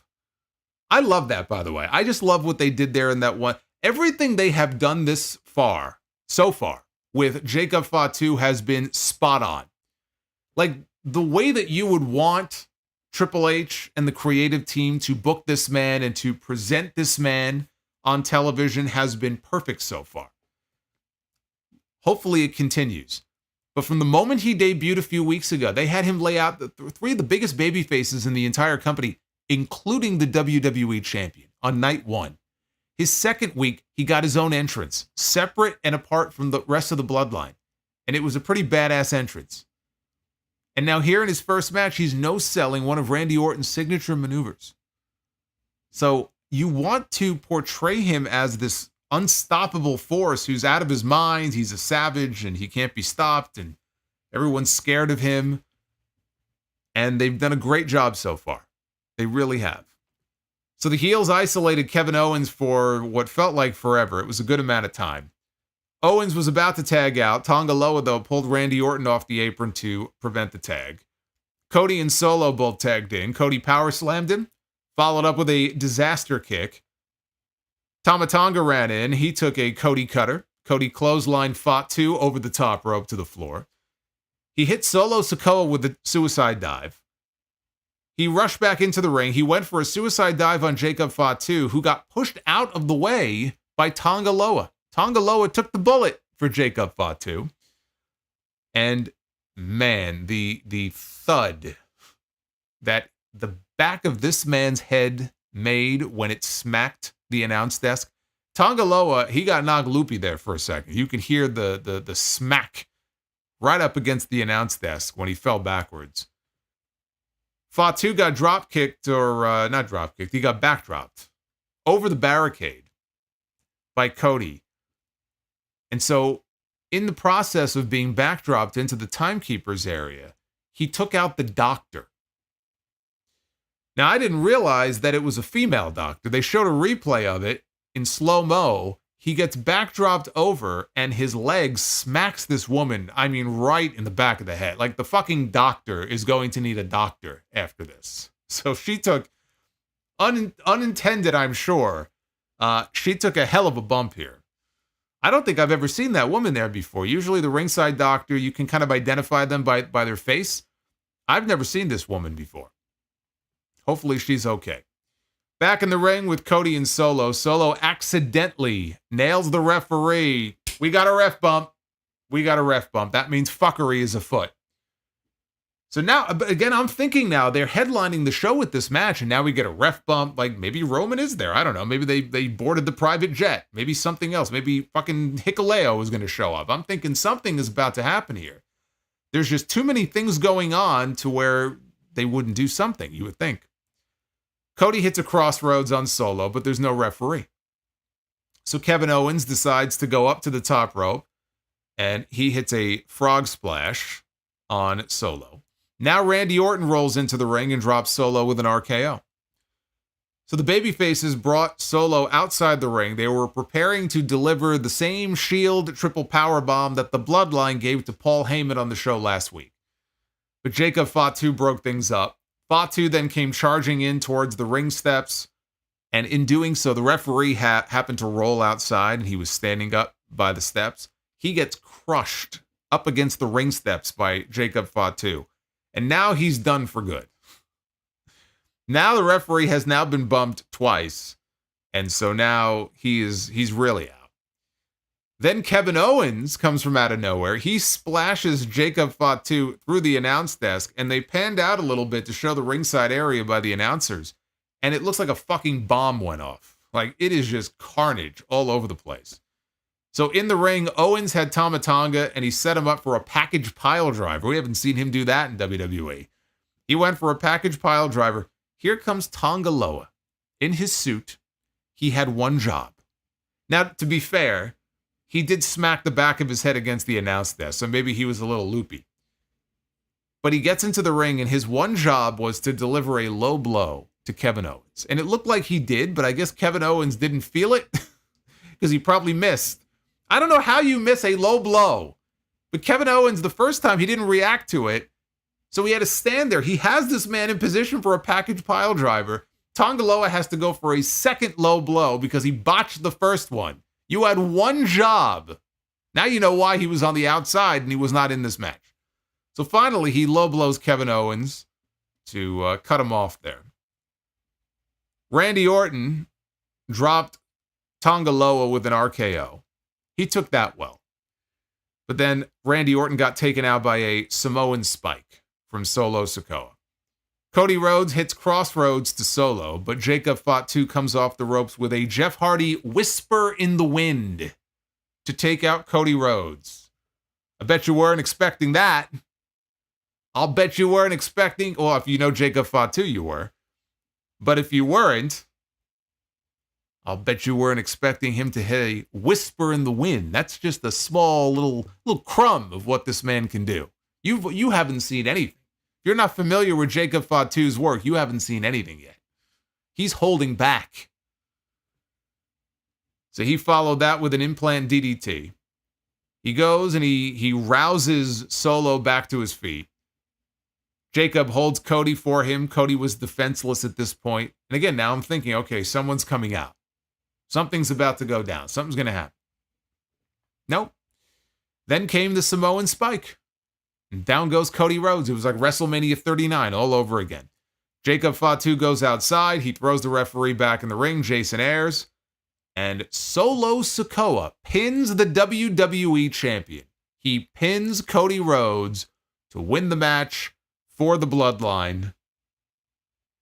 Jacob then brought the Ula Fala to Solo in the ring, puts it around his neck, and the Bloodline stands tall to close out the show. So they did not, in fact, have anything big planned for the end of the show unless you consider the fact that Solo Sikoa just pinned the WWE champion as being a big thing. And it is. But I think a lot of people are going to look at this finish and say, man, this show had a flat ending here because they kind of set you up to think that something was going to go down and then really nothing happened. So I will give you that it was a flat ending. There's a flat ending to the show. But I didn't mind what they did, and I actually thought the match was a lot of fun. I thought it was a very good main event. I had a lot of fun with it. Crowd was, firmly behind the babyfaces. They wanted to see the Bloodline go down, but you can't always get what you want. And if this is the direction for SummerSlam, then this is the way that they needed to do it. What did I say in my predictions? Not just that the Bloodline wins, but Solo Sikoa should pin Cody Rhodes. And the example I've given you guys is just one example. Jey Uso pinned Roman Reigns in Money in the Bank last year. Went on to SummerSlam to wrestle for the world title. But I go back to 1996. I was a wrestling fan back then watching Shawn Michaels during his first run. He got pinned in a 6-man tag the month before SummerSlam by Vader. And Vader went on to challenge him for the championship at SummerSlam the very next month. It's Wrestling 101. You may not like Solo Sikoa being in the main event of SummerSlam. I don't really love it either. I could think of 5 other people I'd much rather see Cody Rhodes in the ring with on that show, but for the story they're telling right now, it is the match that makes sense.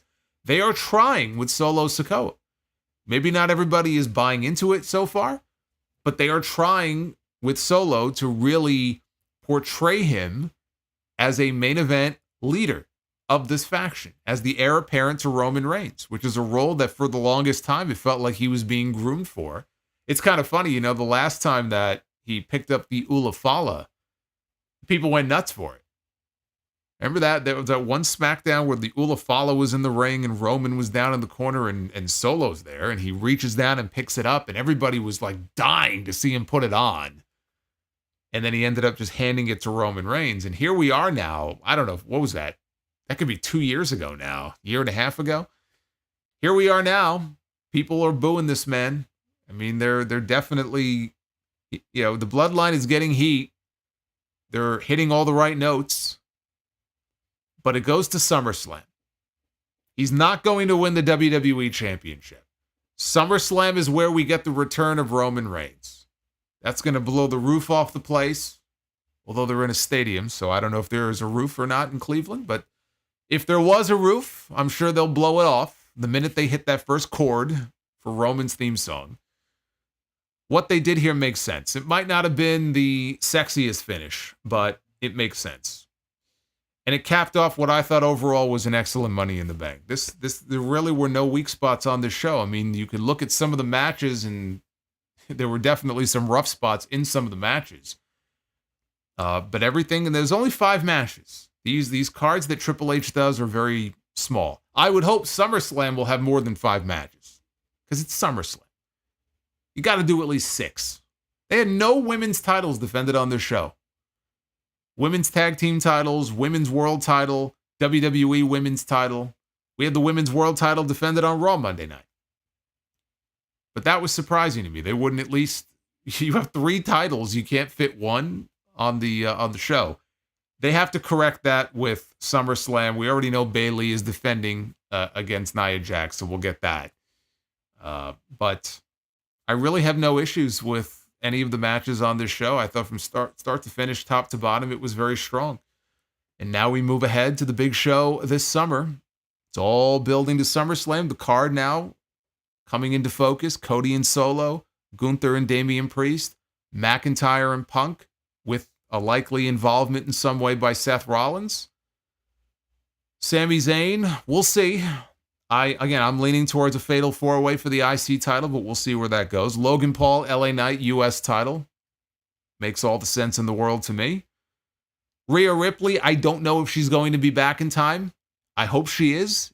The match is her and Liv Morgan. If she's not back in time, I don't know what you do at Liv. I mean, you could always have her defend, I guess, against the Bird Girl. Could always do that. And who does that leave? You want to have at least one tag team title match, I would think, on that show. But that's really, those are the key matches on that card. You know, and that's a pretty strong card. Maybe not the most exciting world title matches, but I think if people know that Roman is going to be there, and you've got the first Punk and McIntyre match, those 2 things alone, I think make SummerSlam a must-see show. See what you thought of Money in the Bank. This is the poll as it went up about 2 hours ago. 64% of you on Twitter have given this show a thumbs up. This is with 2,000 votes plus in so far. 64% thumbs up, 23% thumbs in the middle, and 12.7% thumbs down for Money in the Bank. You can go vote at Solomonster on Twitter. And let me know what you thought of the show. Look at that scary SOB right there.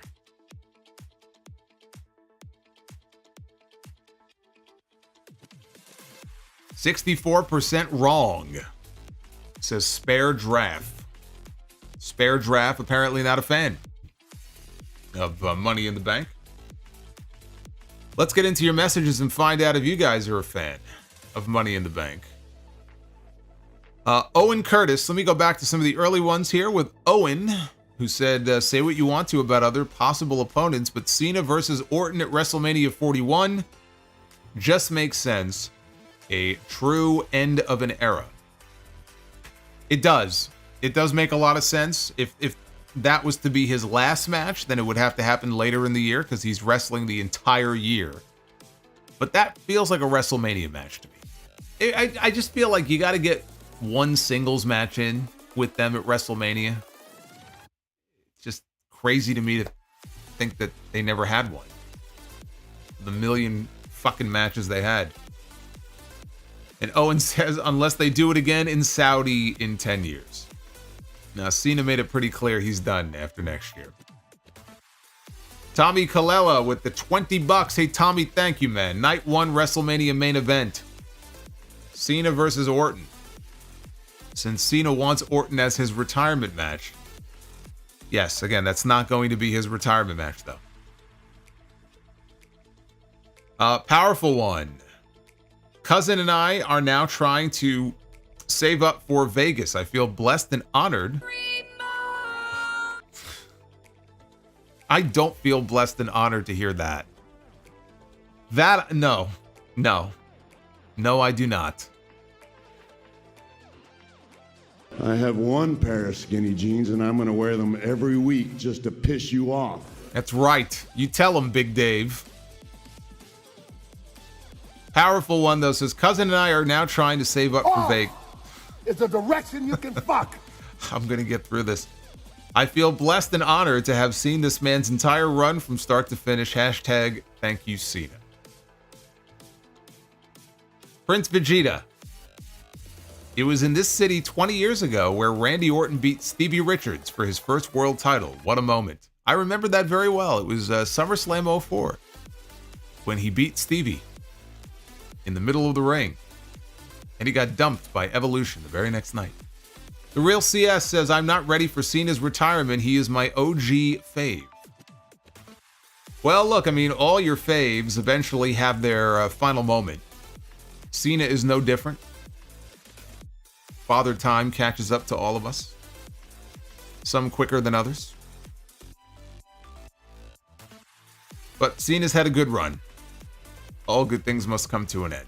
Matthew with the 5 Canadian. Show has been electric. Do you see a triple threat with Drew, Punk, and Seth for SummerSlam? Can't wait for the sound off. It's either that or what I told you guys last night, which is that Rollins could end up being the referee. But it would have to be one or the other. Prince Vegeta says, not every main event match needs a referee bump. It feels like there's more ref bumps in the Triple H era than the Jeff Jarrett era in TNA. Well, I wouldn't go that far. Let's not get carried away now. James, 1992, with the $9.99. The last match felt like a real classic, old school wrestling match for the most part, and Jacob made it feel that way, in my opinion. I enjoyed the main event. Again, I know the finish and nothing happening there at the end kind of felt flat, but I thought the match itself was actually really great. So you get no argument out of me.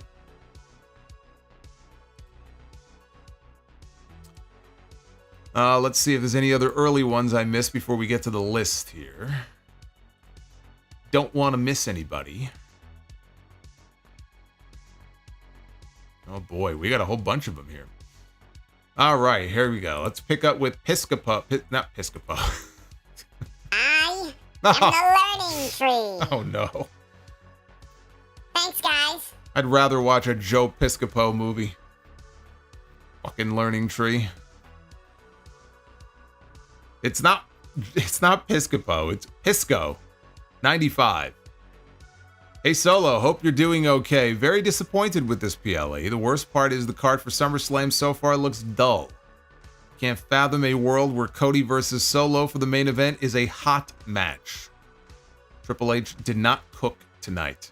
See, that's so weird. I thought this was an excellent show. I actually thought this was a great show. And again, Cody and Solo, yes, that's not the SummerSlam main event that I want. But it's all about how that show is going to end.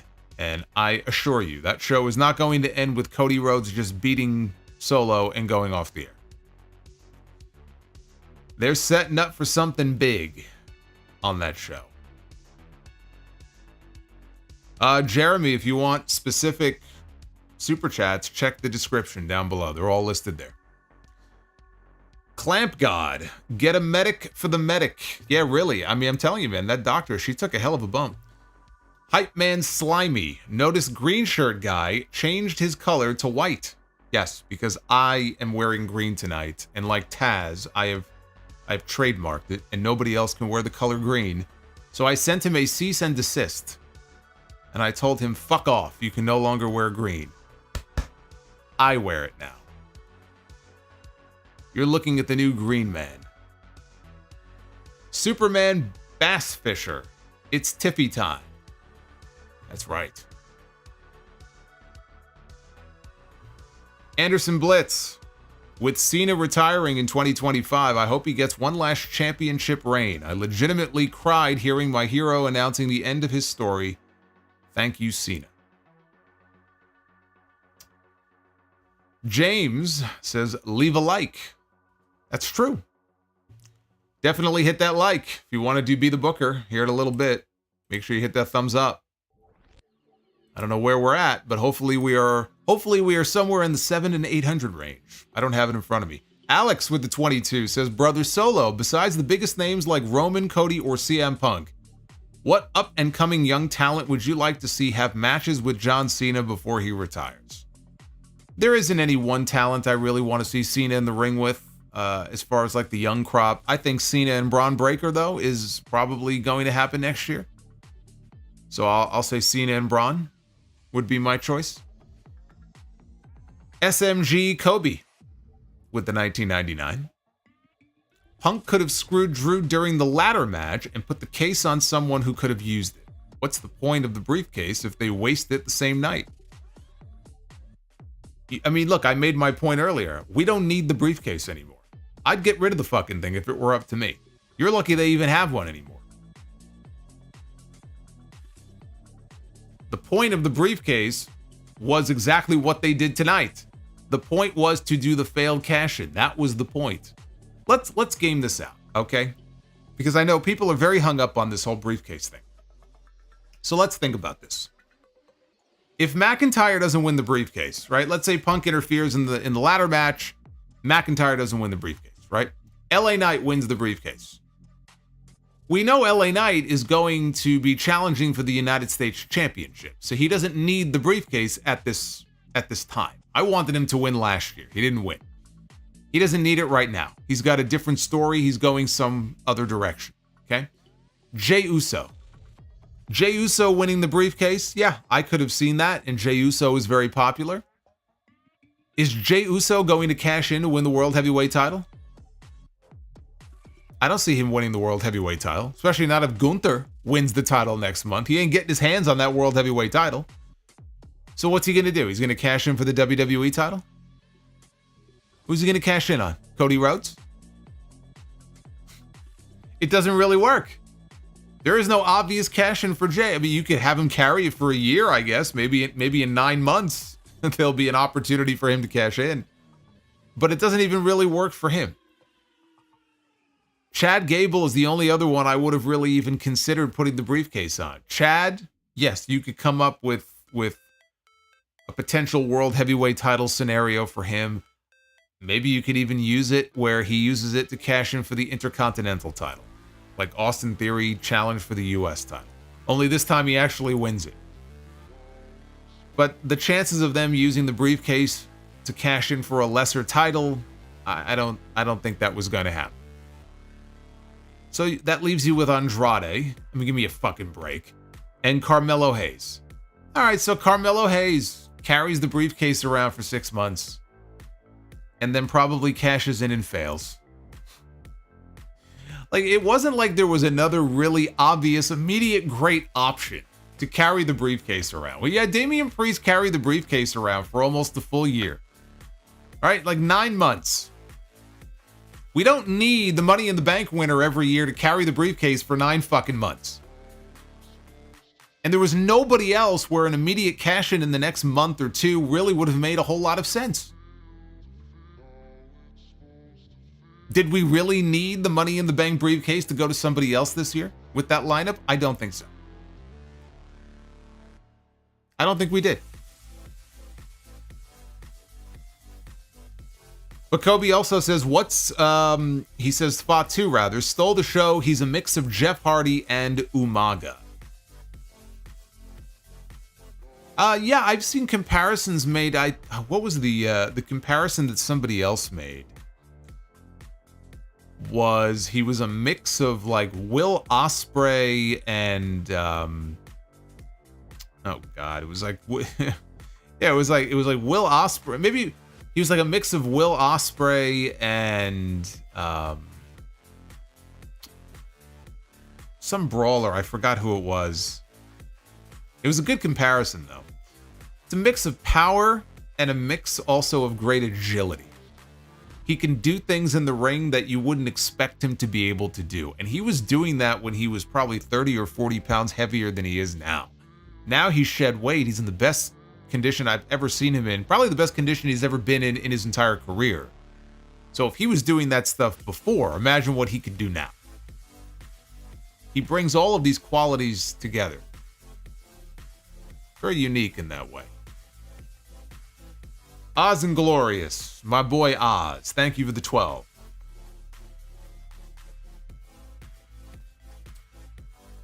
Says MJF watches your streams confirmed. He borrowed my previous Daniel Garcia is a Make-A-Wish kid super chat in his promo on Collision tonight.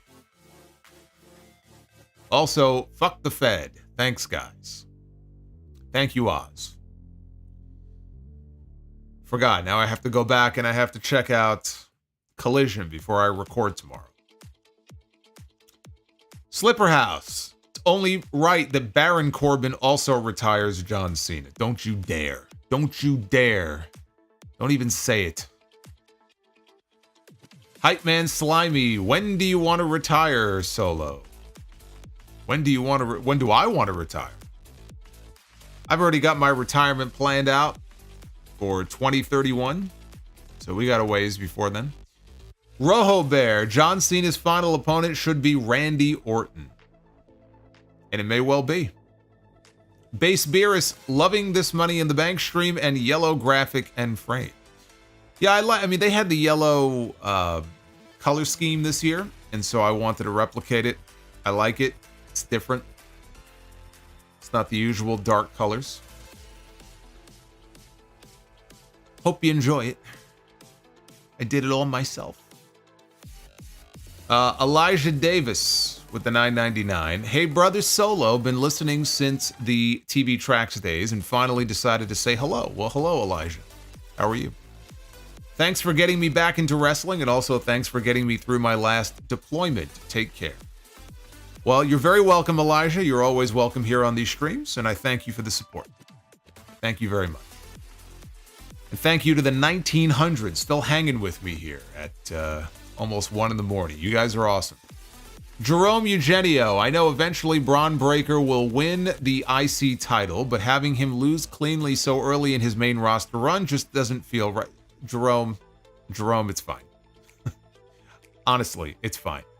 People make too big of a deal about it. When you have somebody like Sami Zayn, who's a big star in this company, and he beats Bron Breakker in a highly competitive match where Bron went in there and he looked like a killer and he looked impressive, it's not a big deal. It's really not. You got to look at it from a different perspective, man. Not everybody is going to go undefeated until they win their first title. A lot of people do, not everybody has to. Base Beerus, I thought Naomi was getting the shattered dreams. That's what I thought. Then I realized it probably would have no effect, so. I mean, maybe it would. I'm the wrong person to be asking, I guess, but. Insecure Skeletor. Sounds like Skeletor from Robot Chicken. Rollins will cost Punk his return match with Drew.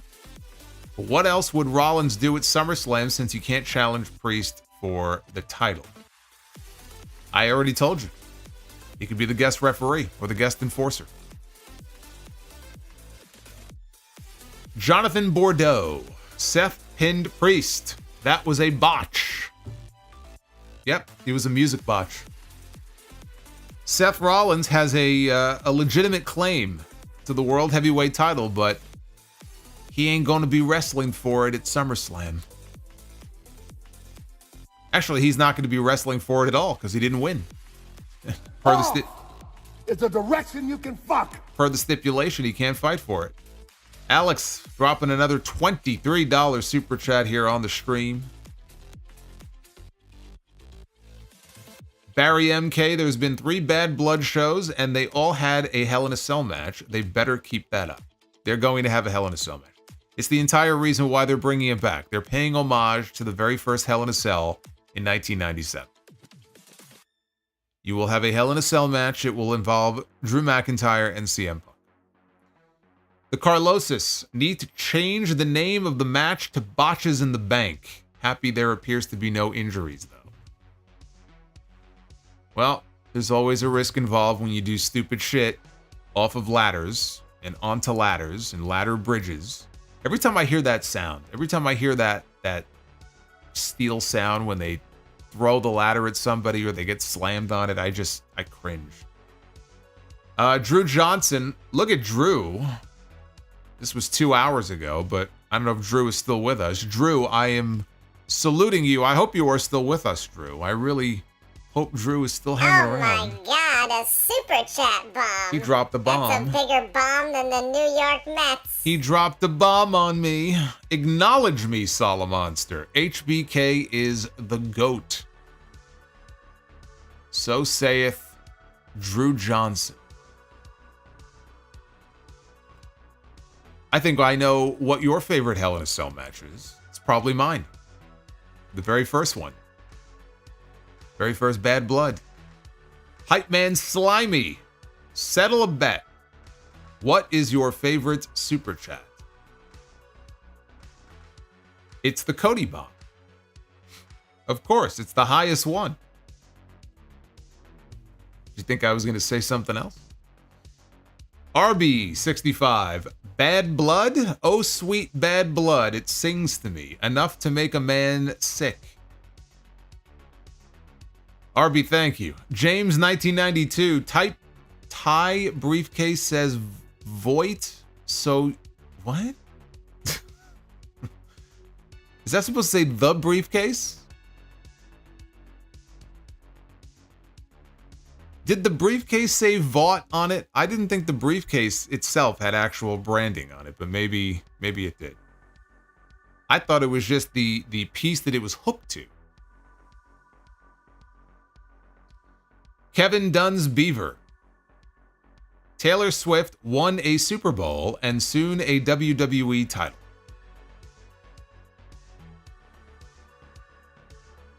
Thank you, Kevin Dunn's Beaver. So it did have branding on it? All right, well, you can add that to the list of all the other things I listed that have branding on it now. The briefcase hook, the mat, the turnbuckles, the posts, the apron, the announce desk. Sometimes they'll have it on the screens during the match. Xavier Walker, keep up the good work, Solo. I'm super excited. Bad Blood. Been waiting on a PLE in Atlanta for a while. Cody and Metro booming. That promo was hard. Donnie Yasu, as someone who used to boo Cena, it's mint. I mean, my favorite Cena moment was, if you count a match, it's the Money in the Bank match with CM Punk in 2011. I think that would count as a moment, would it not? Kobe. So does this mean Priest against Gunther at SummerSlam? That's exactly what it means. The Juliet, surprise Logan Paul didn't cost LA Knight Money in the Bank. I am very surprised about that. Devin from NJ 2000. Will Solo do the national anthem at a Hog show? I don't know. You'll have to come to the Hog show to find out. James 1992. Speaking of a Hog show, look at that. Look at the timing of that. See, this is what you'll find at a Hog show. Me doing a horrible dance with Prince Nana and Swerve Strickland. Funny enough, Swerve and Nana are coming back.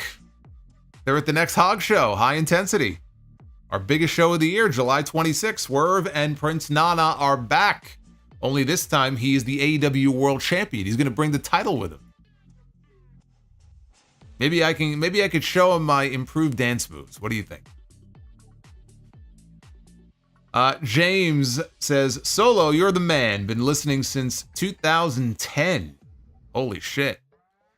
Everyone leave a like for the hard work. Appreciate you, my guy. Get me through my work landscaping at the graveyard I work at. That's an interesting job. Landscaping at the graveyard. So you literally are working the graveyard shift. James, man, thank you for sticking with me for so long. Alex with the 23, with a good segment of the fans already in their seats during the 2-hour kickoff shows, do you think WWE should insert 1 or 2 low-card matches to get more people on the card and get the crowd into the show? I think first of all, I think having a 2-hour pre-show and not one match is fucking ridiculous. So yes, if you insist on having a 2-hour pre-show, you need at least one match for the people in the building. But I don't think you need a 2-hour pre-show to begin with. Morton. What if Cena goes heel or Dr. Thugonomics in 2025? He dusts off the Thugonomics thing every now and then. He did it at WrestleMania 35. So you can't rule it out. I am the learning tree. You can't rule it out. Thanks, guys. Tyler Bouchard with the $12 learning tree. Thank you, Tyler. But John Cena is not going heel. You got to give that up. It's not happening. Thugonomics, though, we might see one more Thugonomics cameo. Give me Backshot Solomonster. No. Thoughts on Seth being the guest referee at SummerSlam for Drew and Punk? Oh, you mean the news I told you about last night during the SmackDown stream that I told you? Would you say it's similar to HBK Taker and Brett from 97? That's exactly what it reminds me of. We were just talking about it last night on the SmackDown review. Reminds me of that. Triple H was the guest referee for a couple of SummerSlam matches as well. The Punk and Cena rematch in 2011. The Cena-Daniel Bryan match in 2013. Aldous Dick.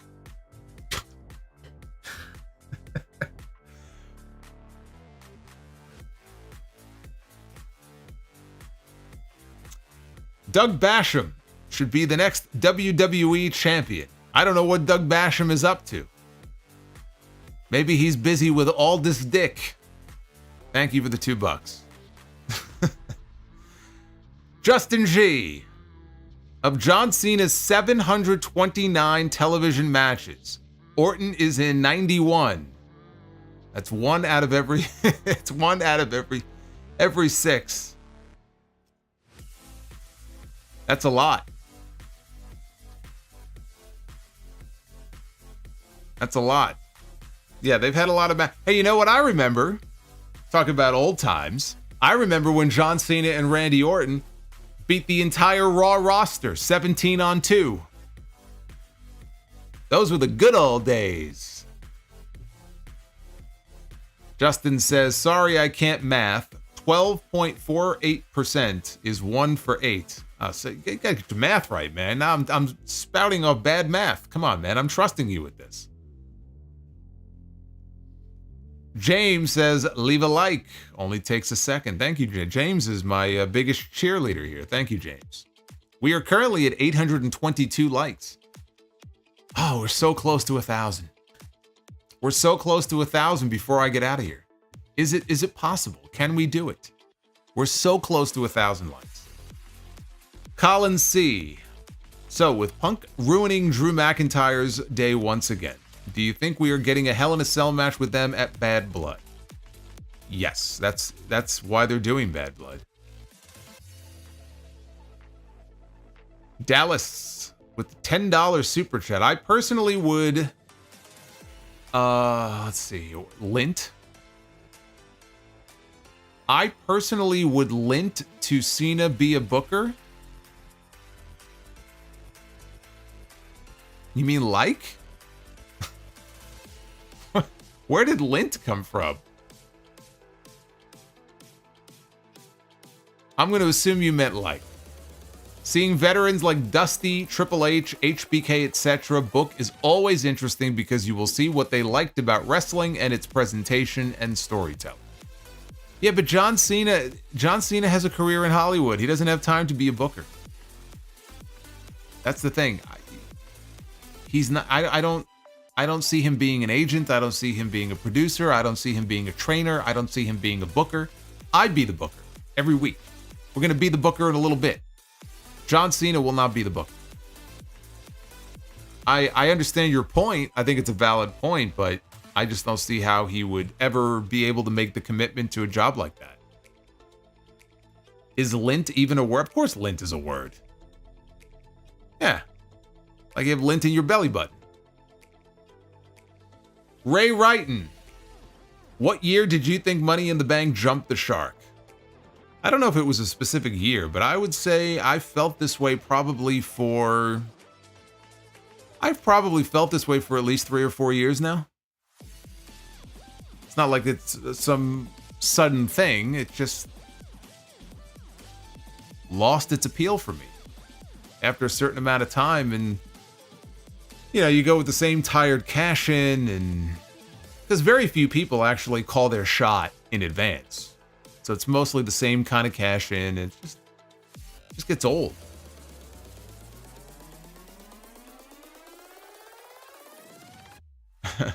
Lindt. Well, Morton is Swedish. Lindt, the chocolate company. That's not a Swedish company, is it? Because you have that Lindt also, although there's a D. I think it's Lindt. Lindt chocolate is actually very good. I can't have it anymore, but it's actually very good. Bones Jones. Balor face turn and world title triple threat at SummerSlam. I don't see that at all. DEH Sires, women's match started off rough, but man, the rest was awesome. It was anxiety-filling, which I have not felt in a long time in a wrestling match. It was definitely anxiety-inducing. That is for sure. M. Mills with the $25 Brie mode. Thank you, M. Mills. Lindt is Swiss. See, so Morton, have you heard? You have to have heard of Lindt Chocolate Company. I mean, if you're Swedish, you can't tell me you don't know about Lindt. Milton Herrera Ramoldi, who dropped the big super chat last night, is back with a $36 drop. Just got back from the show. Hope you caught the Solo Fears Solomonster sign on the hard cam during the main event. Great show overall. Women killed it. I did not. I will have to go back and check it out.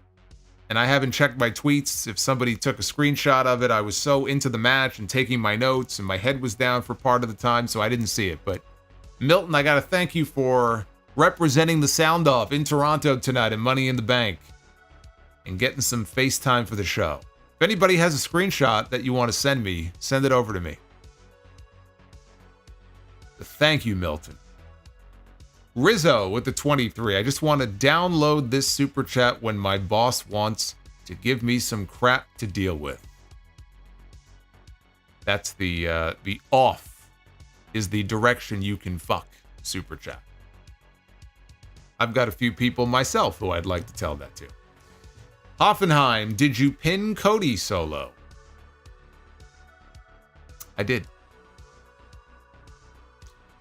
DEH says, give me Punk versus Cena on Raw's Netflix debut. Hey, you know what? Not for nothing, that'd be fucking great. That would be great. I mean, that's a PLE match, but if Punk is involved in other feuds and stuff, you know, just to have a big attraction on that first Netflix show, that would be great if they did Punk and Cena on. Funny enough, the last match they had was on Raw. Ziggly Mustache. First PLE with my gold friend Matthew. Had a blast. Your gold friend? You have gold and silver friends? You rank them? Or do you mean good friend? What is going on with you people tonight? Ziggly Mustache, thank you, and I'm glad you enjoyed the show. It was a great show. I thought it was a great show. Demeter, oh no. Oh no. It's Demeter Bullion Trips. Is it okay if I call you Trips? With a $5 super chat, Demeter Bullion has made his way over from our TNT streams on Tuesday nights. He has arrived. Mac and Cheese is CM Punky and Solomonster's Sokoa dad. Triple H spits on Jamie Noble on the TV and watch cops with a blunt in his lap and hands in his pants.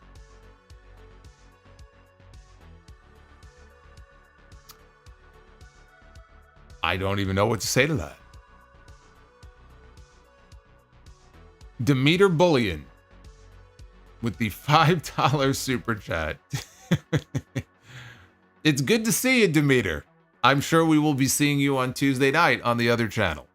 It's good to have you. I'm going to try to decode this after and try to figure out exactly what is being said here. You lost me, though, at mac and cheese. I can tell you that. Robert Campbell just subscribed at the worst possible time. He's probably thinking, what the fuck have I gotten myself into here?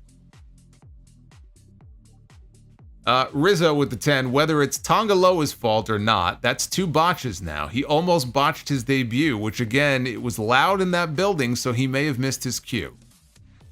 You know what? That's right. He did. He botched his debut. I forgot about that. He botched his debut getting out from under the ring. I don't know, man. Look. GOD together, they had a lot of success as a tag team in Japan. They won a lot of titles together. I think they're going to end up beating DIY and winning the tag titles on SmackDown soon. Whenever DIY, I mean, they just won them, but whenever they lose the belts, it's probably going to go to the Bloodline. Tama Tonga had a singles run that actually was not bad. Tonga Loa is not meant to have a singles run. And if you have seen his run in New Japan, I think you would understand that.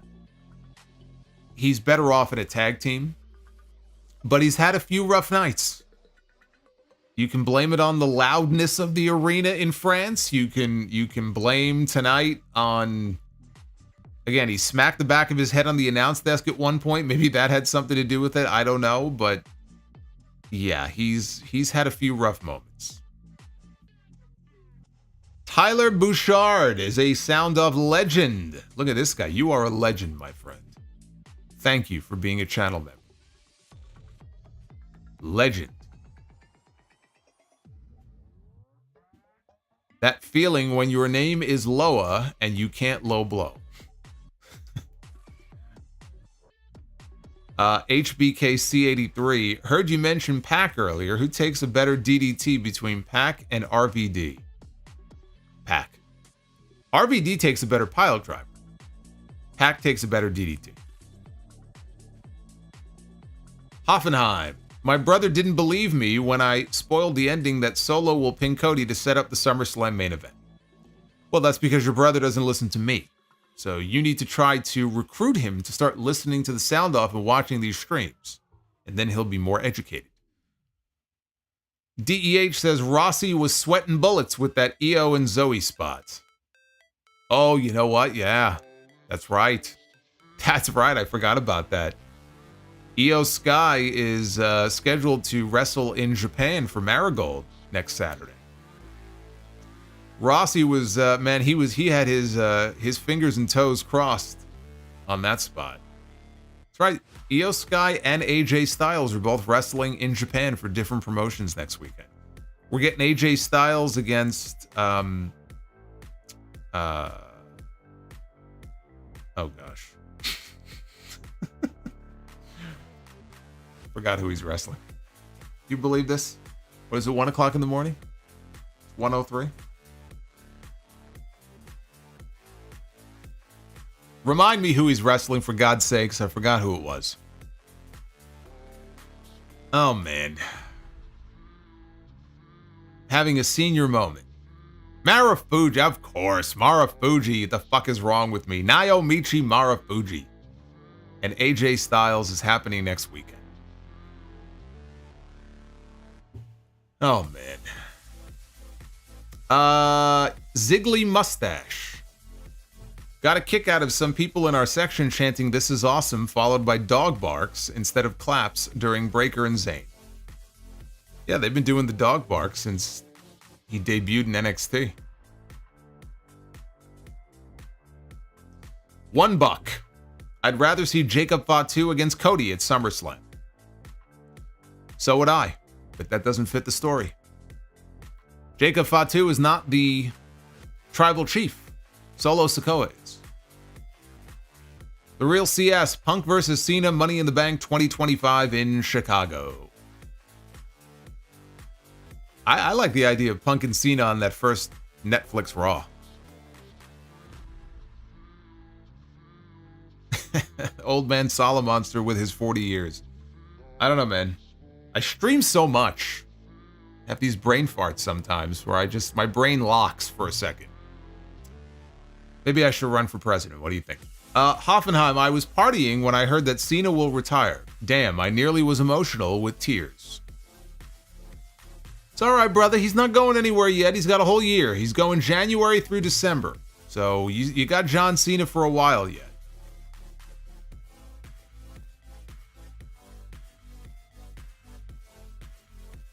Retro KOH. Some fans annoy me. Drew was the only correct Money in the Bank winner. And Solo pinning Cody is leading to something big. Some people will whine no matter what they do. Yeah, I mean, look, it was the endings that make the most sense for where they're going. The Mount Vernon Kid. Christopher Bennett. Hey, Solo, you're not alone. I'm tired of the Money in the Bank concept. Same old, same old. I was done with it when Kane cashed in on Rey Mysterio. I remember that. Was that 2009 or 2010? It was one of those two. Hoffenheim, I even spoilered for my bro that CM Punk will cost Drew the Money in the Bank cash-in. Jeremy Rose with the $8 super chat. Solid show tonight. Women Money in the Bank was awesome. Match of the night. The rest of the matches all very entertaining despite obvious finishes to set up SummerSlam. Alex says, I know this is wishful thinking, but do you think there is a slight chance we get an OG Bloodline / Paul Heyman guys of Roman, Punk, Lesnar, and Usos against Bloodline 2.0 at War Games? No, that's not a war. That's not going to be the War Games match. But I did float that idea the other day. Like, how cool would it be if, like, one day we saw Roman, Punk, and Lesnar just standing there and they're ready to just go to war for Paul Heyman? But is that going to be a War Games match? No, it's not going to be a War Games. Hoffenheim says Bad Blood main event Triple H against HBK was too long. Yeah, you know, I was never a huge fan of that. I really wasn't. Even the last man standing match that they had at the Royal Rumble. Like, I enjoyed their TV match for the world title the month before a lot more than I did that. I just felt like some of their matches were too self-indulgent. Retro KOH. Wasn't the stipulation that Rollins not getting another shot if Priest beat him? But he didn't. He beat Drew. Their singles match was this. I don't know if that was the stip or if it was just that if I don't win the title. I don't remember exactly how he worded it, but it doesn't matter. He's not getting a title shot until Priest loses the title. He's a babyface here. He's not gonna try to worm his way out of it. Hoffenheim again for everybody. Who is your favorite porn star? Well, that's for the chat. Have at it. Jeremy Rose, I'm definitely going to Bad Blood this year. Can't wait to see a Hell in a Cell match in person. Yeah, I think the only Hell in a Cell match I ever saw in person was the end of an era. WrestleMania 28 in Miami, Undertaker and Triple H. I think that may have been the only one. I'll tell you what, though, that near fall, if that isn't the greatest near fall sequence of all time, it's got to be top 3. The super kick into the pedigree with the streak on the line. How is that not number 1? As far as near falls, how is that not number 1? Super Pony, what do you do with Randy and KO at SummerSlam? You could always feud them. Right? Their friendship can't last forever. Put them one-on-one. Tyler Bouchard with the $12. Only just realized the original Bad Blood was the only Bad Blood. Thought it was always called Bad Blood. WWE version of the Mandela Effect. Wait, what? The original Bad Blood was the only Bad Blood. Thought it was always called Bad. Yeah, it always had the 2 Ds, didn't it? I thought all the Bad Bloods they did had 2 Ds in the word bad. Actually, the first Bad Blood was technically an In Your House. I don't think they're calling this one In Your House. Brandon Vasquez with the $5 super chat. Should Drew versus Punk at SummerSlam be unsanctioned? With everything these two have done to each other, I don't think it should be a normal singles match. I agree. It should probably be an unsanctioned or a no-holds-barred match. But maybe they don't want to do a stipulation for the first match if they're going to do 3 of them. BW Rosas. Do you think we may get a triple threat Hell in a Cell with Punk, Drew, and Seth instead of just Punk and Drew? Also, Nia will keep an eye on Tiff. Yeah, she's going to have to. She's going to have to watch her like a hawk now that she's got that briefcase. No, I think Hell in a Cell should just be Drew and Punk. Maybe they'll do a great job in the next few months of building the story up to incorporate Seth in a way that is interesting to me, but I don't think it's needed. You know, the feud is Punk and Drew. I don't think we really need to work anybody else in there. Hoffenheim says Lint is Swiss, not Swedish. I like Swedish fish. Are they from Sweden?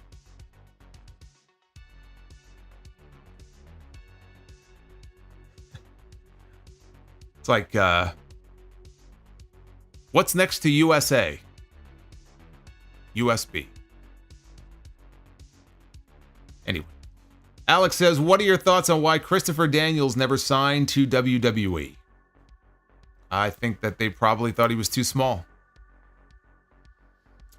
And Alex says, Brother Solo, have you ever thought of creating a greatest hits DVD of some of your famous and favorite sound-off clips and takes and selling them as a physical media?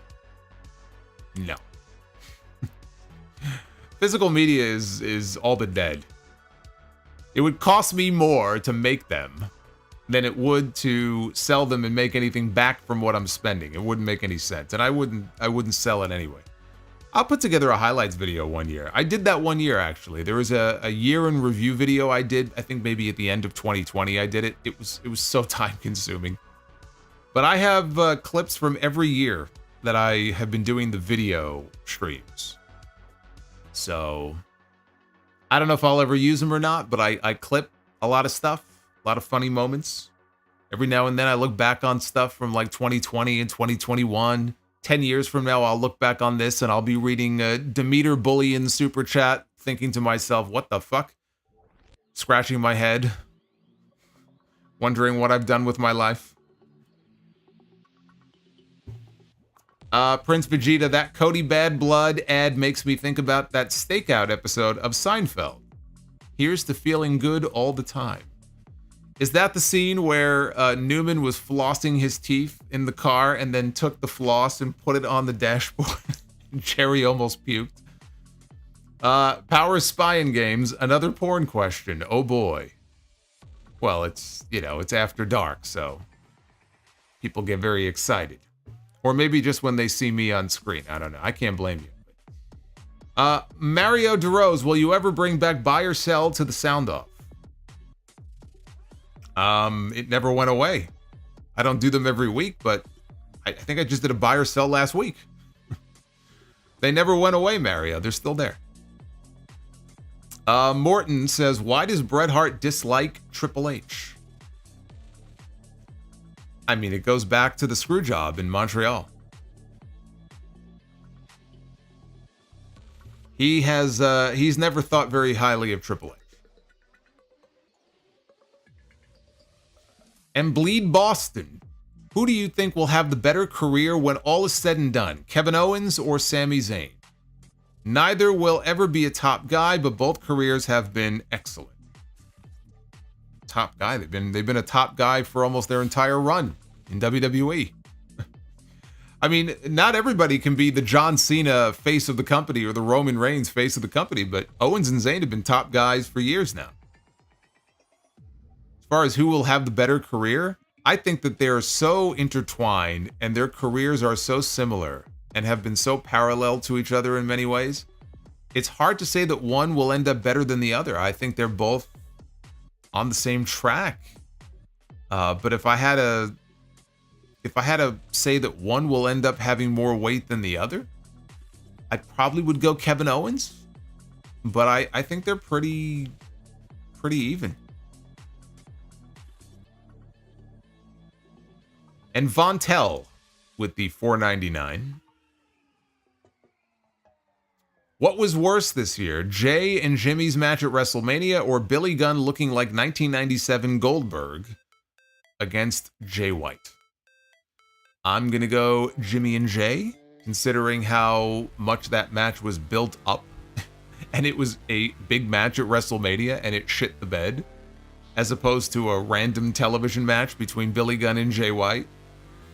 I would say Jimmy and Jay was far worse. And that, I believe, is all of your questions answered. We are approaching 900 likes. We're less than 10 likes away from 900. So we're not going to hit 1,000 here on the live portion, but it looks like we'll be able to hit 900. Raph, thank you for the $2. Is there a Be the Booker record or spreadsheet anywhere? There are a couple of people, fans of the show, who keep track of it. I don't. So if there is a record of it, I don't have it, but there, if anyone's listening, if anybody maintains a record, let me know, and I'll pass it along to Raph. Thank you for the support. Let's go ahead and be the Booker, because you guys earned it. Ladies and gentlemen, it is now time to be the Booker. Speaking of Jey Uso, there he is. There is Jey Uso. And here is Be the Booker. We did it last night. We're doing it again tonight. We'll probably do it on Monday night if you guys are out in full force with the likes. And then Wednesday, we can be doing a lot of Be the Booker. That's going to be up to you guys. This is a Money in the Bank edition of Be the Booker. And this is how we kick things off here. We kick things off with the Brothers of Destruction. Kane and The Undertaker are kicking us off here in Tag Team Be the Booker. It's going to be hard to mess this up. It's going to be the Brothers of Destruction against the Rhodes Scholars. The reigning WWE Champion, Cody Rhodes and Damian Sandow. This Cody kid, man, he's got a bright future ahead of him. He's going to get slaughtered here in this match. But we've got some star power here. So I will give that the bell. I wonder if Cody ever worked a match, his first run, with The Undertaker at any point. I don't think he did. Like a TV match, maybe a house show match. I don't have any memory of that. Women's Be the Booker. We begin with, there's a sight for sore eyes. God, I miss this woman. Jamie Hayter, the former AEW Women's World Champion. It looks like we're going to have yet another Wembley show with no Jamie Hayter. For shame. Jamie Hayter is going to go one-on-one with who? With Julia Hart. Julia Hart out with an injury herself right now, but Julia Hart has improved quite a bit. She had actually a number of matches as TBS champion that I liked. So we booked ourselves, we booked ourselves a Rampage or a Collision match. But I like it, so I give it the bell. And that brings us to our main event. Can we do it? Can we get a clean sweep? With an excellent Money in the Bank, can we have a clean sweep here and Be the Booker? Let's find out. We're going to kick things off with the American Badass, The Undertaker. We have now had 2 matches in the same episode of Be the Booker with 2 different versions of The Undertaker.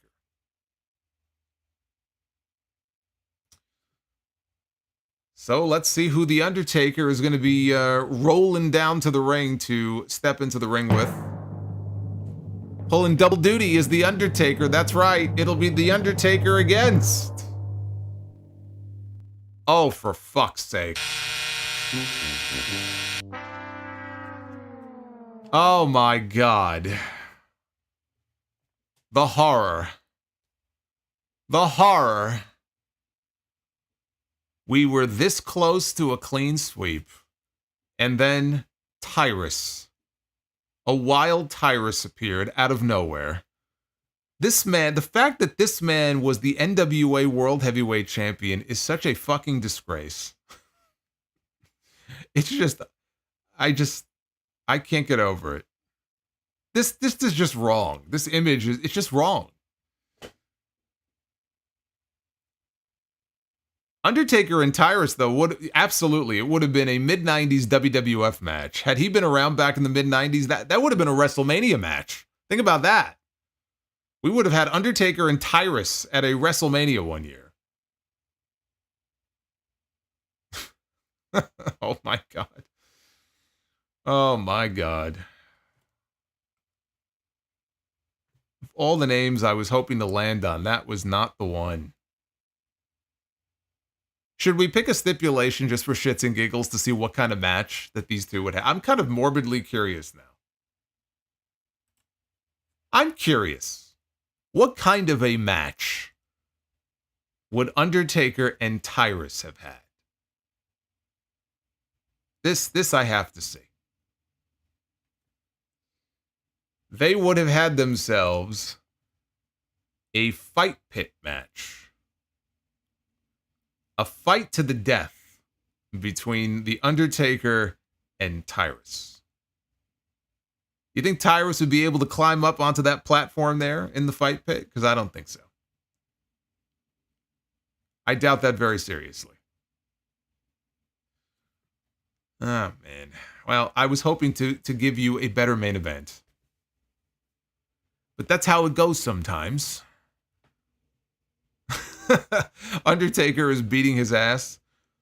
Watch for the pure strikes. The best pure striker in WWE. I always used to love it when Michael Cole would talk about the pounding ground as opposed to the ground and pound. It's the pounding ground.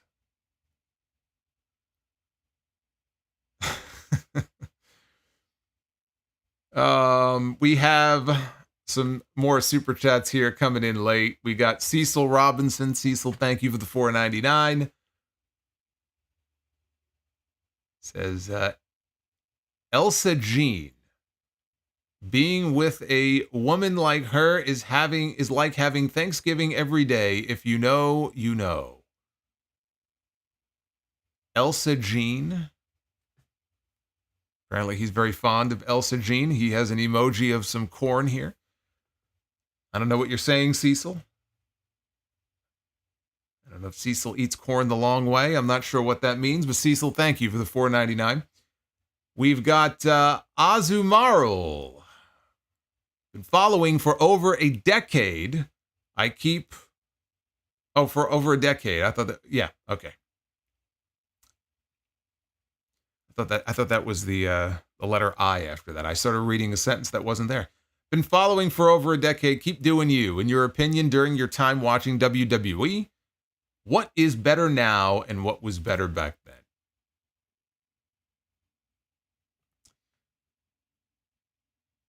Don't Google it. I won't. My chat needs Jesus. They need something. I think they need to be medicated. That's what I think.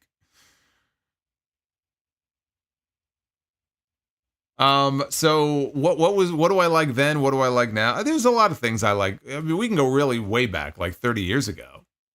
I really like the way they used to shoot promos pre and post match in the backstage area with the one static camera shot. And then sometimes they would switch to like a zoomed in view. I'm the learning tree. This is one of the things that I hate guys. about wrestling today is the learning tree. I could tell you that. We didn't have a learning tree 30 years ago in wrestling. If there was a learning tree back then, I assure you that they would have hazed the shit out of it. They would have bullied that learning tree right out of the business.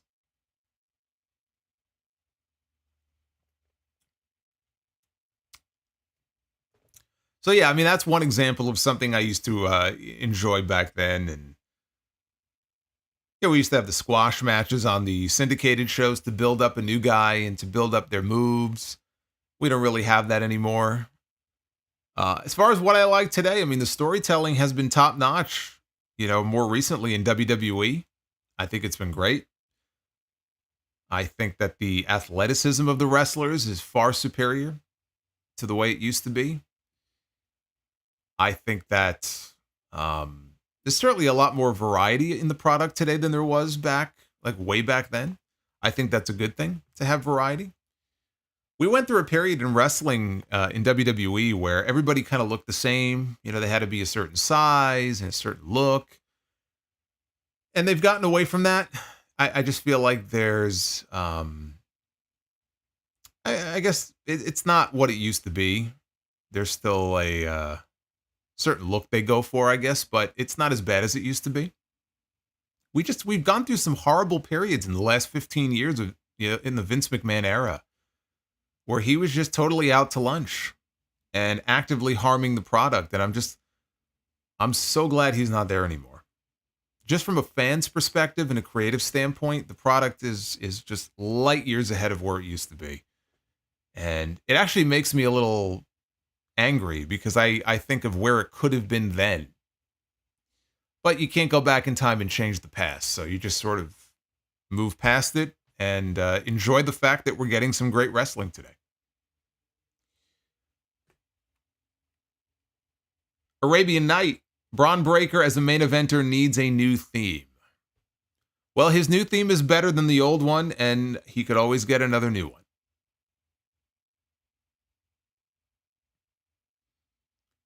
Jeremy Rose, Def Rebel out, Metro Boomin in. How is Metro Boomin? I'm not really familiar with him. Is he any good? Boots with the 12. The Live and Loud meter stayed on yellow during Cena's entrance. It never got to red. The meter buried Cena.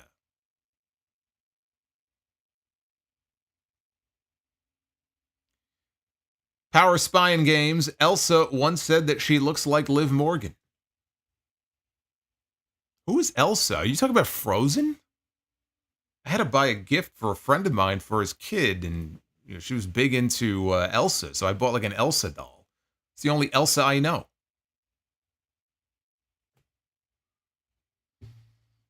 Rizzo with the 5. I might change my avatar and name on here because the F Them Kids super chat and now the porn chats. I don't want this chat investigated. It's too late. You're already on some kind of watch list, I guarantee you, and so am I probably now. Thanks a lot.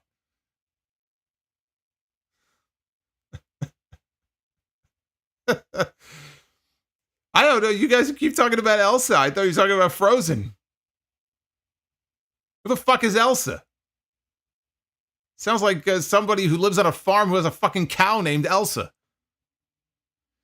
Nick Grasso, did you by any chance see the Lola Vice promo from NXT on Tuesday? Pure cringe. I did not. And now I'm going to make sure I don't go out of my way to watch it at all. Eminem. Had to miss most of the stream because of work, but glad that we got the setup for SummerSlam. Or as Simon Miller said, Hot WrestleMania. Blonde Week Monday. Oh, is that what he calls SummerSlam? Hot WrestleMania? We have WrestleMania hot, WrestleMania cold. K-Dog's Kennel. With Cena's retirement... With Cena's retirement announcement, do you see Cena winning a 17th world title, even if it is a transitional reign? I think it's possible. I don't think it's likely, though. But I think it's possible if they want him to be the one to set the record, then he'll win the title. And he won't hold on to it for very long. I put the odds of him winning number 17 probably 70-30 saying no. Boney, did you watch Heat and Velocity? Favorite match from either show? I would check it out every now and then. I mean, I used to watch Heat when Heat was a hot show. When Heat first came out, it was a hot show. I mean, Heat was doing ratings in the 5s and 6s, which is insane for Sunday Night Heat. But I don't think I have a single match I remember from Heat that stands out to me. And from Velocity, I think many years ago on Velocity, there was a Bryan Danielson match. I don't remember who it was. It might have been, you know what? It might have been Cena. It might have been Cena and Danielson. And that's just wild to me that I think that may have been a match on Velocity years before either one of them were anything special. So to answer your question, no, I really don't have any other matches that I remember from those shows. DEH says, PWN did the Ricochet contract update with Sean Ross Sapp. And today they reported that WWE is in talks with Motor City Machine Guns and that WWE is creating mid-card women's titles.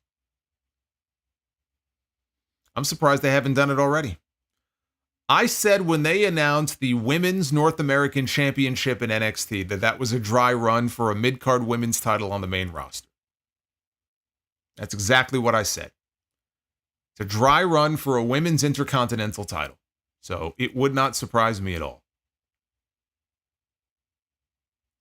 You want to count halftime heat? All right, fine. I thought you were just talking regular Sunday night heat, but I guess halftime heat would technically count. So yes. If we're counting that, then halftime heat, Rockin' Mankind 99 is my favorite. I thought that was very entertaining. Power Spine Games. What did you think of Winter from TNA? I liked her. Was that Paul Burchill's sister in WWE? It was Paul Burchill, and what was her name? I think it was with an L, right? Paul Burchill. God, they were going to do an incest angle in WWE where Paul Burchill was like romantically linked with his sister. This is from the mind of... See, this is what I said. Vince McMahon being gone is the best thing that could have happened to this company. He's a sick fuck. He's a sick, demented fuck. We knew that before any lawsuit came out. This was his great idea for Paul Burchill and Katie. That was Katie Burchill. Katie Lee Burchill. Thankfully, it never saw the light of day.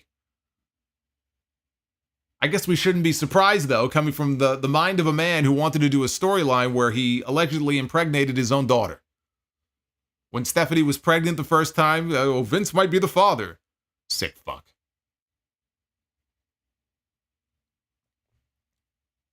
Fuck that guy. Katie Lee Burchill. That's right.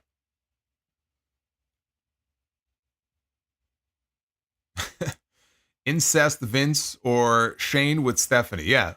No, these were real ideas that were pitched. Stephanie admitted it.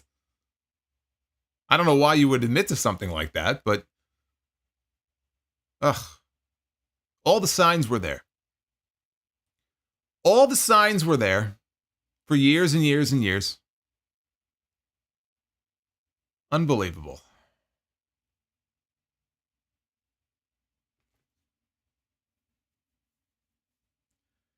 Well, look, I mean, the government said the government asked the woman to pause her lawsuit.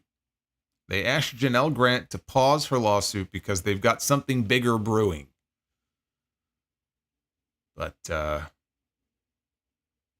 unfortunately, I have a feeling that Vince is never going to face any consequences for anything, especially if his buddy gets back in power, wipes away all this legal trouble that Vince is in right now. He may walk away scot-free. So I'm not going to hold my breath. A lot of people have always thought, well, one day Vince is going to get caught. He's going to make the wrong move. They're going to get him for something. Didn't work the first time, and I have a funny feeling it may not work this time either. But if there's any justice, he'll get his. Anyway, thank you guys for hanging out with me here on this stream. We had a great Money in the Bank stream. Very much appreciate it. All the support. 930 likes. That's awesome. Hit that like button on your way out if you have not already done so. And I will be live with you again on Monday Night for Raw. But before that, we have episode 869 of The Sound Off, which is coming up tomorrow, which is coming up actually just mere hours from now. And we have a lot of Money in the Bank fallout to talk about, but also my full review for the WrestleMania 40 documentary. People have asked me about that. I will have a review for that. I will get into that.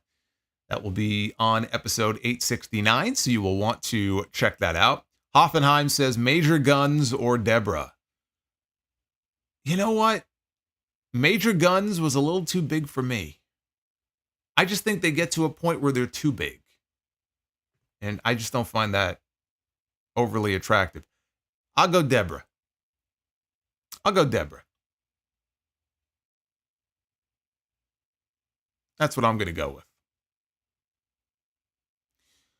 All right, be well, stay safe, and I will see you for episode 869 of The Sound Off tomorrow, wherever you get your podcast. It's going to be a good one. I'll see you guys back here soon. Thanks for the love.